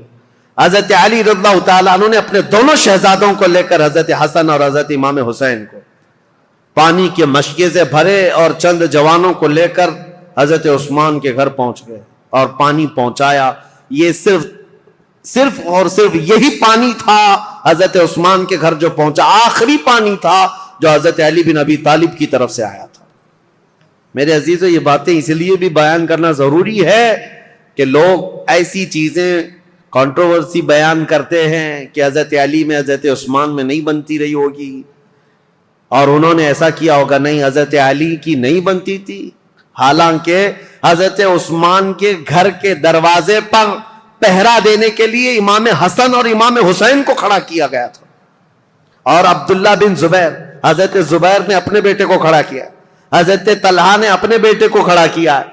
بڑے بڑے صحابہ نے اپنے اپنے بیٹوں کو حضرت عثمان کے گھر کے دروازے پر کھڑا کیا ہے. اور یہ تنبیہ کی تھی یہ بلوائی مصر کے کہیں رات کے وقت یا کہیں انجانے میں عثمان بن عفان کے گھر میں داخل نہ ہو جائیں اور کہیں ان کو نقصان نہ پہنچائیں. یہاں تک کہ یہ بلوائی جو ہے مصر کے جو لوگ آئے تھے ایک مرتبہ تیر چلائے تھے، ان تیروں کی وجہ سے حضرت امام حسین کا پورا سینہ زخمی ہو گیا، خون خون ہو گئے تھے. اور حضرت امام حسن مجتبیٰ کے سر پر زخم آیا تھا نیزے سے. یہ حضرت عثمان کی حفاظت پر دونوں شہزادے کھڑے تھے اور یہ خون اتنا بہہ گیا تھا جس کو دیکھ کر کے ڈر گئے. محمد بن ابو بکر ان میں تھے، انہوں نے کہا اے لوگو، ہم تو عثمان بن عفان اور بنو امیہ کے خلاف کھڑے ہیں، ابھی تم نے ان کا خون اتنا بہا دیا کہ بنو ہاشم ان کا یعنی بدلہ لینے کے لیے آ جائیں گے. بنو ہاشم کون ہے؟ رسول اللہ کا خاندان. اور امام حسن اور امام حسین جب زخمی ہو گئے ہوں تو رسول اللہ کا جو خاندان ہے بنو ہاشم وہ تو بدلہ لینے کے لیے آ جائیں گے. محمد بن ابو بکر نے کہا معاملہ سب الٹ جائے گا، عثمان بن عفان کو کوئی دیکھے گا ہی نہیں، حسن اور حسین جو زخمی ہوئے اس کا بدلہ لینے کے لیے قوم ہم پر ٹوٹ پڑے گی، اس لیے اس کام کو جلدی کر دو. محمد بن ابو بکر اور چند لوگ چھت پھلان کر کے حضرت عثمان غنی کے گھر کے اوپر سے اندر داخل ہوئے. اس وقت سیدنا عثمان بن عفان قرآن کی تلاوت کر رہے تھے، قرآن پڑھ رہے تھے. اور رسول کریم صلی اللہ تعالی علیہ وسلم کو ایک دن پہلے خواب میں دیکھا تھا. نبی پاک صلی اللہ تعالی علیہ وسلم کو خواب میں دیکھ کر پھوٹ کر رونے لگے حضرت عثمان. کہا یا رسول اللہ، وہ قوم جس کو میں نے بیر روما وقف کر دیا تھا جب مدینے میں کسی کے پاس پانی نہیں تھا، میں نے ان کے لیے پانی وقف کیا، آج وہ قوم مجھے پانی نہیں دے رہی. نبی پاک صلی اللہ تعالی علیہ وسلم نے حضرت عثمان سے کہا کیا ہے عثمان، تھوڑا اور برداشت کر لو، کل میرے ہاتھ سے پانی پیو. حضرت عثمان کہتے ہیں حضور کو خواب میں اتنا دیکھنے کے بعد تسلی ہو گئی. 40 دن کا محاصرہ چلا ہے حضرت عثمان کے ساتھ، 40 دن کا، وہ 40 دن روزے سے گزرے. حضرت عثمان غنی رضی اللہ تعالیٰ عنہ کی یہ سختیاں، اور جب پانی بھی نہیں پہنچتا، کھانا بھی نہیں پہنچتا، اس وقت رسول کریم صلی اللہ تعالیٰ علیہ وسلم کے کئی صحابہ، میں یہ بات میں بتاتا ہوں، محمد بن ابو بکر چھت پھلانگ کر کے آئے تھے، اس سے پہلے کئی صحابہ آئے، حضرت طلحہ آئے، حضرت زبیر آئے اور دیگر بڑے صحابہ آئے. کہا امیر المومنین یہ حالات بڑے سخت ہو گئے، 3 باتوں میں سے ایک بات کر لیجیے آپ، یا تو آپ کسی چھپے ہوئے راستے سے ملک شام چلے جائیں، وہاں آپ کی حفاظت ہو سکتی ہے، یا تو پھر مروان کو پکڑوا کر کے اس کو سب کے سامنے سزا دے دیں، معاملہ ٹھنڈا ہو سکتا ہے، یا تو پھر آپ اپنی خلافت سے دستبردار ہو جائیے، خلافت سے آپ ہٹ جائیے. حضرت عثمان نے کہا یہ تینوں کام نہیں کر سکتا، مروان میرے پاس نہیں. رہی بات مجھے ملک شام جانے کی بات کر رہے ہو، حضرت عثمان غنی کہتے ہیں میرے جسم کے ٹکڑے ہو جائیں میں رسول اللہ کا مدینہ چھوڑ کر نہیں جا سکتا. میں رسول اللہ کا پڑوسی ہونے کے لیے اپنا وطن مکہ چھوڑ کر یہاں آیا، اپنی جان بچانے کے لیے میرے نبی کا شہر چھوڑ کر نہیں جا سکتا.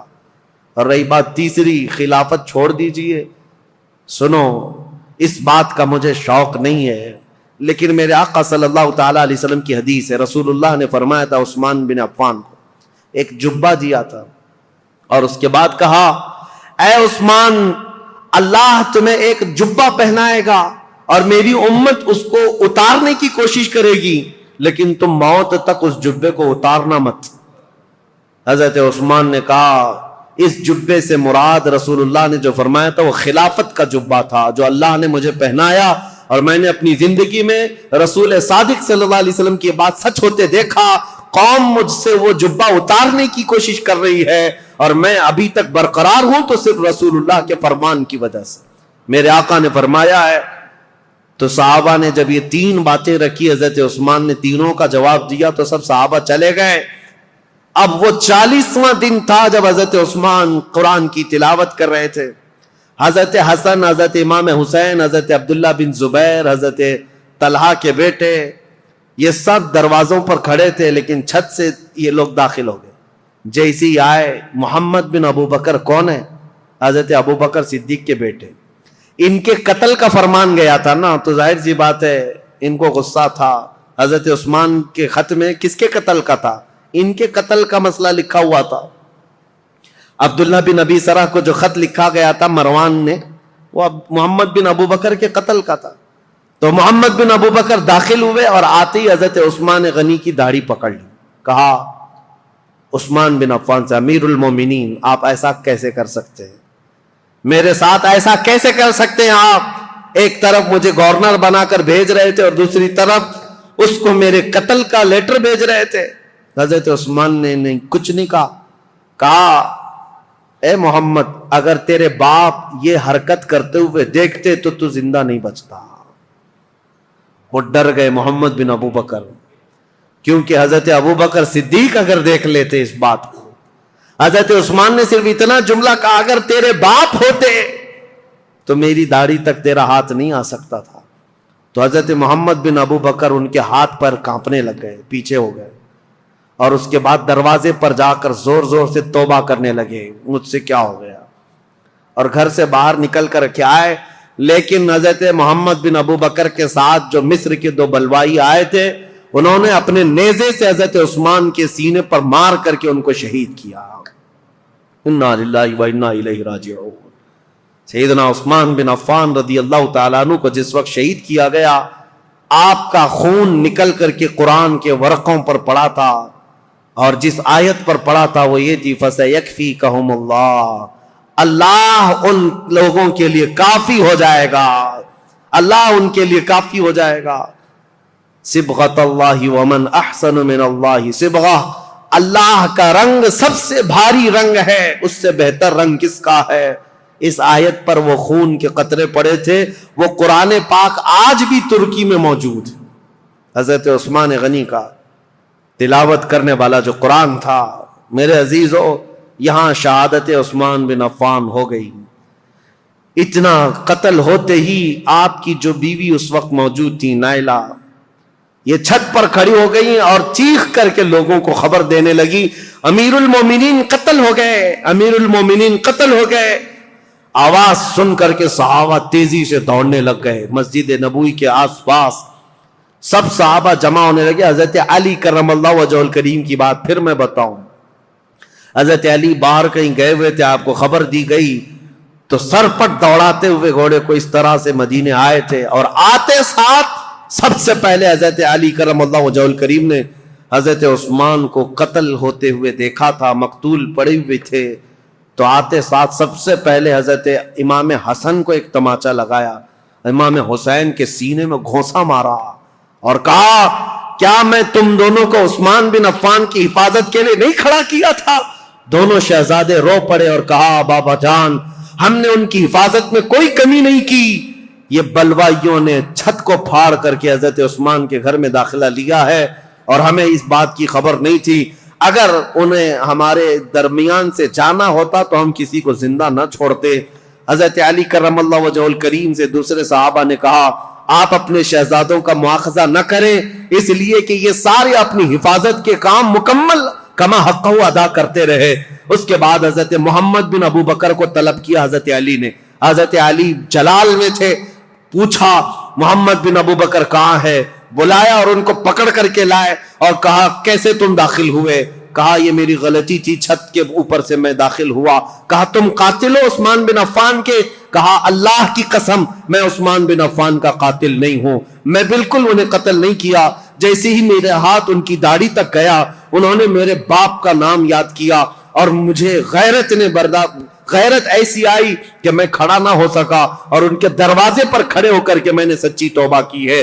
حضرت علی کرم اللہ وجہہ الکریم نے ان کی باتیں سنی، اتنے پر کافی نہیں، ان کا ہاتھ پکڑ کر گھر میں لے گئے اور امیر المومنین عثمان بن عفان کی جو اہلیہ تھی ان کو طلب کیا، جو زوجہ تھی وہ گھر میں اندر تھی، بلایا اور کہا کیا عثمان بن عفان کے قاتل یہ ہیں؟ ان کی زوجہ نے کہا نہیں، یہ گھر میں اندر آتے ہوئے تو ان کو میں نے دیکھا ہے اور انہوں نے قتل نہیں کیا، یہ جتنی باتیں کہہ رہے ہیں وہ سچ ہے، انہوں نے داڑھی بھی پکڑی تھی، میرے شوہر نے ان سے کہا بھی تھا ابو بکر ہوتے تو یہ نہیں ہوتا، تو یہ چھوڑ کر چلے گئے تھے، یہاں تک کہ حالات کی میں شاہد ہوں کہ یہ چھوڑ کر گھر سے نکل گئے تھے، لیکن ان کے ساتھ دو لوگ آئے تھے مصر کے رہنے والے لوگ، میں انہیں جانتی نہیں، انہیں پہچانتی نہیں، ان دونوں نے قتل کیا ہوگا، ان کے علاوہ کوئی وہاں عینی گواہ نہیں تھا، عینی شاہد نہیں تھا، آئی وٹنس نہیں تھا حضرت عثمان غنی کو قتل ہوتے ہوئے دیکھا ہو کسی نے۔ حضرت علی کرم اللہ وجہہ الکریم باہر آئے، یہ اسلام میں پیدا ہونے والا سب سے پہلا فتنہ تھا۔ حضرت سعد بن ابی وقاص نے کہا اسلام کا دروازہ فتنوں کے لیے کھول دیا گیا ہے، عثمان بن عفان کے قتل کے ساتھ اب یہ دروازہ قیامت تک نہیں بند ہو سکتا۔ فتنوں کا دور جو شروع ہوا ان کے قتل کے ساتھ آج تک چل رہا ہے، اور میں نے عبداللہ بن سبا کا جو نام لیا تھا وہ اس لیے کہ اس نے مولا علی کرم اللہ وجہہ الکریم کی حمایت میں ایک جماعت پیدا کی اور لوگوں کو اکسایا، ورغلایا، اور ایک ایسی جماعت پیدا کی جن کو رافضی کہتے ہیں، غلو کرتے ہیں، وہ صحابہ کو گالیاں دینے لگے، عثمان بن عفان کو گالیاں دینے لگے، اور حضرت علی، حضرت حسنین کریمین کی شان میں غلو کرنے لگ گئے اور گڑ گڑ کر کے نئی نئی حدیثیں بنانے لگ گئے۔ یہ فرقہ جو پیدا ہوا اسلام میں، یہ عبداللہ بن سبا کا ڈالا ہوا بیج تھا، اور آج بھی اہل تشیع جو شیعہ حضرات وہ عبداللہ بن سبا کو برا بلا نہیں کہتے، بلکہ اس کا تو بہت بڑا مزار بنایا ہوا، وہ فتین شخص کا بہت بڑا مزار بنایا اور اس کا احترام کرتے ہیں، اس کو برا بلا کہنے بھی نہیں دیتے۔ لیکن تاریخ کی سچائیاں یہ ہے اسلام میں سب سے پہلے یہ فتنہ لانے والا، مسلمانوں کو بھڑکانے والا، خلیفہ وقت کے خلاف اکسانے والا عبداللہ بن سبا تھا، اور اس کے فتنے کا اثر یہاں تک پہنچا کہ حضرت عثمان بن عفان کا قتل ہو گیا، حضرت عثمان شہید ہو گئے۔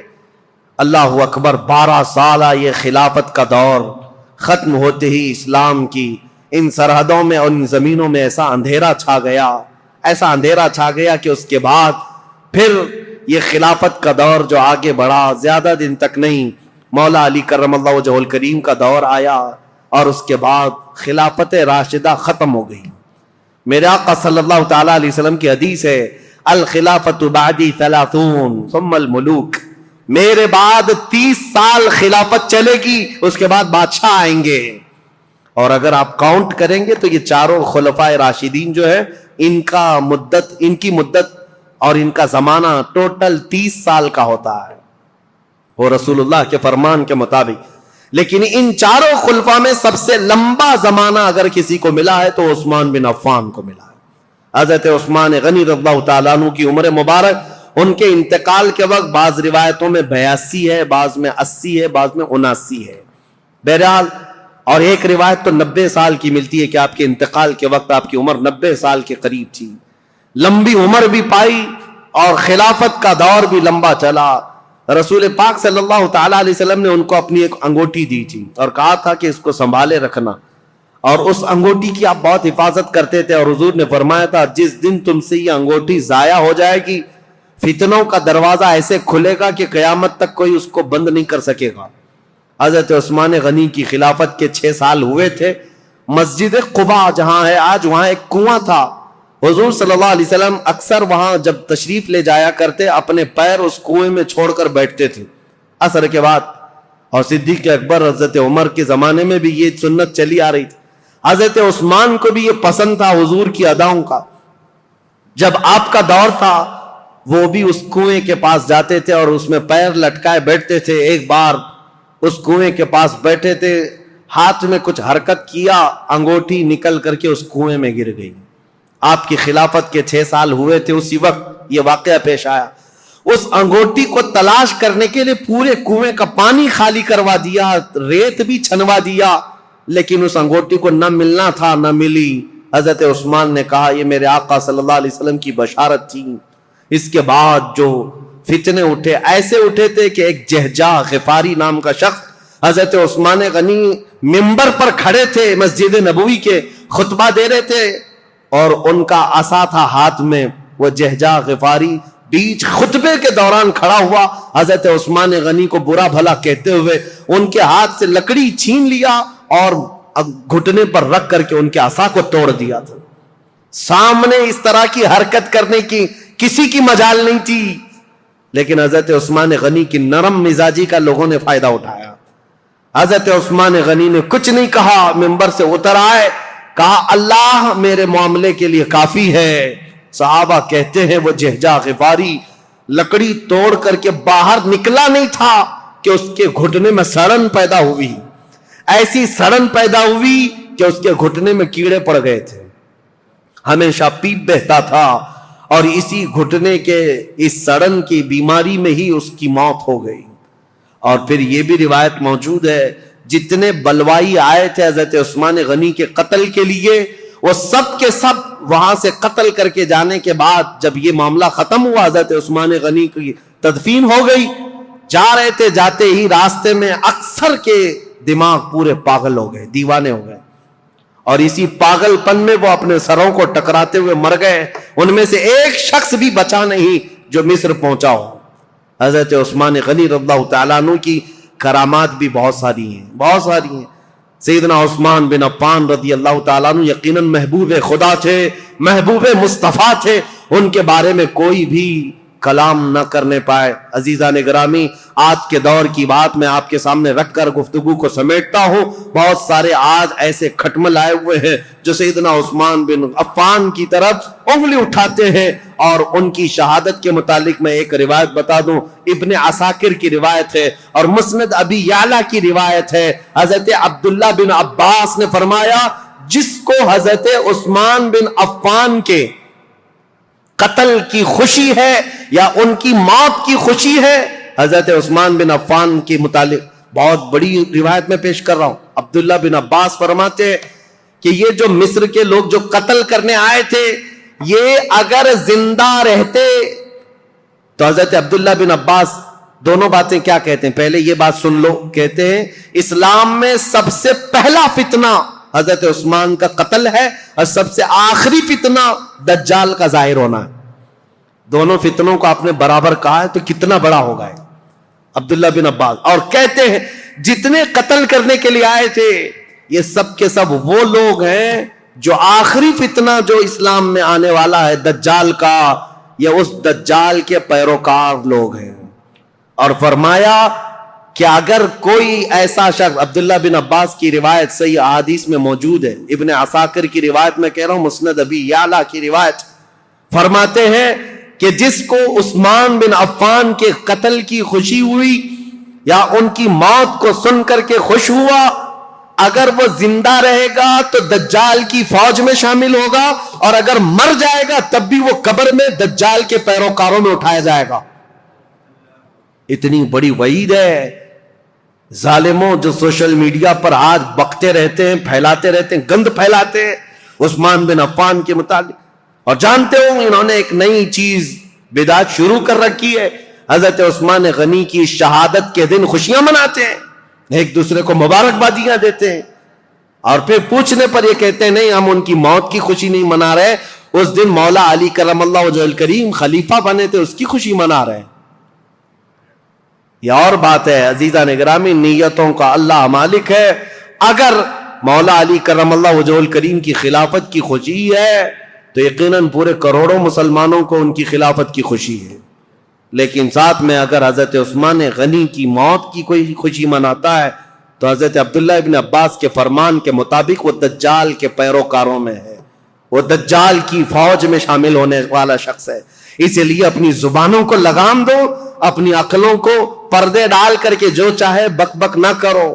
آج یہ محرم کے دور میں یہ بہت ساری چیزیں آئیں گی، سوشل میڈیا میں ابھی بہت سارے گند پھیلانے لگ جائیں گے، یہ تینوں خلفاء کے بارے میں اور کبھی حضرت امیر معاویہ کے بارے میں، انہوں نے ایسا کیا، انہوں نے ایسا کیا، اور یہ اپنی عاقبت برباد کر رہے ہیں، اپنی آخرت خراب کر رہے ہیں. اس لیے رسول اللہ کے صحابہ کے متعلق میرے عزیزوں مجھے اتنا بیان کرنے کے لیے جتنا میں نے بیان کیا آج، یہ بہت ہی احتیاط والی چیز تھی.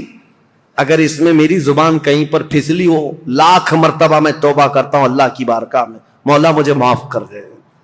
میں استغفار کرتا ہوں مولا مجھے معاف کر دے کہ حضور صلی اللہ تعالی علیہ وسلم کے صحابہ کی تاریخ بتا رہا ہوں. یہ آسان کام نہیں تھا حضرت عثمان کا دور بتانے میں. دیگر صحابہ کے بھی معاملات ہیں. حضرت ابو ذر غفاری کو انہوں نے معزول کیا، حضرت عمر بن عاص کو معزول کیا، عبداللہ ابن مسعود کو معزول کیا. بڑے بڑے صحابہ ہیں، ایک طرف عثمان بن عفان ہے، ایک طرف مولا علی کرم اللہ وجہہ الکریم ہے. یہ سب صحابہ حضرت طلحہ اور زبیر نے حضرت عثمان کے ساتھ جا کر سختی سے کیسے پوچھا تھا کہ یہ خط کس کا ہے، یہ سارے معاملات. لیکن اے سنیو، اس مجمع میں، اس پوری تقریر میں میں نے تو بھرپور یہ کوشش کی ہے کسی بھی صحابی کے مقام میں ذرا بھی فرق آنے نہ پائے. کیا آپ کو یہ محسوس ہوتا ہے کہ میں نے کسی کو ٹرول کیا ہے، کسی صحابی کے درجے کو گھٹا کر؟ جہاں جس کے مقامات ہیں ہم نے تعظیماً عرض کرنے کی کوشش کی. اس کے باوجود بھی اگر زبان کہیں پھسلی ہے میں لاکھ مرتبہ توبہ کرتا ہوں مولا کی بارگاہ میں. کسی بھی صحابی رسول کے متعلق مولا ہماری زبان کھلنے سے پہلے ہمیں موت عطا فرما. ہم صحابی رسول کے متعلق وہی عقیدہ رکھتے ہیں جو امت کے کبار علماء، تابعین اور تمام اولیاء کاملین کا عقیدہ رہا ہے. صحابہ اکرام کے متعلق جو عقیدہ میرے غوث کا تھا، سیدنا عبد القادر جیلانی کا، ہم وہ عقیدہ رکھتے ہیں. انہوں نے یہ فرمایا تھا صحابی کے درجے کی بات کرتے ہو، وہ صحابہ رسول اللہ کے جو جہاد میں گھوڑوں پر بیٹھ کر جاتے تھے، ان گھوڑوں کے ٹاپ کے نیچے سے جو دھول اڑتی تھی، غوث کا مقام وہاں تک بھی نہیں پہنچ سکتا. ہم ان صحابہ کے متعلق اس طرح ادب کی بات کرتے ہیں. لہذا سیدنا عثمان بن عفان کی بات آئے، کسی کی بھی بات ہے، ادب کا پہلو ہمیشہ ملحوظ رکھو. اس لیے کہ کچھ تحقیق کرنے والے بھی اب کیڑے آئے ہوئے ہیں، ریسرچ اسکالر، نئے نئے اور وہ اپنے آپ کو یہ کہتے ہیں ہم انجینئرنگ کرتے ہیں ڈاکٹرائن کرتے ہیں، اور ان کو ایسا لگتا ہے کہ یہ فیصل بن کر کے بیٹھے ہوئے ہیں. کاش یہ حضرت عمر کے زمانے میں ہوتے تو ایک ہی کوڑے میں مر جاتے. صحابہ کرام کے بارے میں فیصلہ لینے کی تمہاری اوقات کیا ہے؟ تمہارا علم کتنا ہے؟ ارے تمہارا کوئی ڈھنگ کا استاد نہیں، گوگل سے پڑھے ہوئے لوگ، ان کا سارا کل ملا کر کے گوگل استاد ہے، اور سب دنیا جانتی ہے گوگل میپ کہاں کہاں لے جا کے چھوڑتا ہے، ویسے ان کو بھی گوگل چھوڑ دیتا ہے. اکثر جگہ گاڑی ایسی جگہ پھنستی ہے جہاں پیچھے بھی نہیں آ سکتے، آگے بھی نہیں آ سکتے. میں نے دیکھا ہے میرے عزیزو، اسی لیے سینہ بسینہ جو علم چلا ہے اس علم میں برکت ہے. آج نوجوانوں کی ایک بڑی تعداد انجینئروں کو، ڈاکٹروں کو، جو نئے نئے دین میں نئے نئے شوشے چھوڑ رہے ہیں، ان کو فالو کرتی ہے اور کہتی ہے یہ تحقیقی بات کر رہے ہیں، فلی ریفرنس کے ساتھ بات کر رہے ہیں. ابھی آپ سرچ کریں، میرے ساتھ ایک معاملہ پیش آیا تھا. ایک صاحب آئے، بحث کرنے کے لیے آئے تھے. میں کمرے میں بیٹھا ہوا تھا، میرے سامنے بڑی کتابیں بھی رکھی ہوئی تھی. وہ آئے، کہا کہ کچھ میں آپ سے سوالات کرتا ہوں. وہ اوٹ پٹانگ سوالات کر رہے تھے. میں نے کہا کہ ٹھیک ہے، جواب تو میں آپ کو دوں گا. آپ کو کس سے جواب دوں؟ یہ جو کتاب رکھی ہے بخاری شریف، اگر اس سے میں جواب دوں تو مانیں گے آپ؟ انہوں نے کہا بالکل مانوں گا، میں بالکل مانوں گا، اس پر ایمان ہے. میں نے کہا یہی تو جہالت ہے. یہ کتاب بہار شریعت تھی، وہاں رکھی ہوئی کتاب بہار شریعت اردو کی کتاب ہے. میں نے کہا یہ بخاری شریف سے اگر میں بتاؤں، اس شخص کو یہ تک نہیں معلوم بہار شریعت ہے کہ بخاری شریف ہے. ہروٹ پٹانگ سوالات کرنے آ گئے، گوگل سے لے کر کے آ گئے. عزیزان گرامی وقار، مجھے یہ باتیں اس لیے عرض کرنی پڑ رہی ہے کہ اسی طرح اگر ہماری نسل ان کو فالو کرتی رہ گئی تو پھر یہ نہ جانے کس خطے میں ڈال کر تمہیں چلے جائیں گے، پتہ بھی نہیں. نئی جماعتیں پیدا ہو جائیں گی، نئے فرقے پیدا ہوں گے. کل کو دیکھنا، یہ سوشل میڈیا کے فالوور جتنے بھی نوجوان ہیں، یہ کل کو صحابہ کو گالیاں دینے والے لوگ ہو جائیں گے. میرے آقا صلی اللہ تعالی علیہ وسلم نے فرمایا قیامت کی بڑی نشانیوں میں ایک نشانی حضور نے فرمایا میری امت میں اخیر زمانہ ایک ایسا آئے گا جن میں چھوٹے لوگ میری امت کے بڑے لوگوں کو گالیاں دیا کریں گے. یہ وہ زمانہ ہے. اکابرین کے بارے میں پوچھتے ہیں، انہوں نے ایسا کیسے کیا، انہوں نے ایسا کیسے کیا. آج میں یہ بات اس لیے عرض کر رہا ہوں، مجھے 1 گھنٹہ بیان کرنے میں پتہ نہیں کتنے پسینے چھوٹ رہے ہیں. اس لیے نہیں کہ گرمی ہے، ڈر کے مارے کہ اتنے صحابہ کا میں نے نام لیا ہے، کہیں کسی کی بے ادبی نہ ہونے پائے، کیونکہ معاملات ان کے درمیان ہوئے ہیں. لیکن تاریخ بتانے کے وقت اگر کسی کو مرتبے سے گرا دیا کہ ان کی یہ حرکت تھی اس کی وجہ سے گرایا، نہیں. عزیزان گرامی وقار، ہمارا یہ منہ ہی نہیں ہے، ہمارا یہ مقام ہی نہیں ہے. صحابہ کرام رضوان اللہ تعالی علیہ مجمعین کے متعلق سوال کرنا بہت دور کی بات ہے. انہوں نے رسول اللہ کو جو ایک مرتبہ اپنی آنکھوں سے دیکھا ہے، پوری کائنات خرچ کر دو اس مقام تک کوئی نہیں پہنچ سکتا. بس یہ شرف صحابیت جو انہیں حاصل ہے. اور پھر حضرت عثمان غنی کا مقام، اللہ اکبر، مقام تو وہ ہے کہ جس کے متعلق خود رسول اللہ صلی اللہ علیہ وسلم نے فرمایا اللہ کے فرشتے بھی عثمان سے حیا کرتے ہیں، عثمان سے حیا کرتے ہیں. حضرت عثمان غنی رضی اللہ تعالیٰ عنہ کی وفات کے بعد فتنوں کا ایک بہت بڑا دور شروع ہوا، لیکن فتنوں کی بیج ڈالنے والا ایک یہودی شخص تھا، منافق تھا.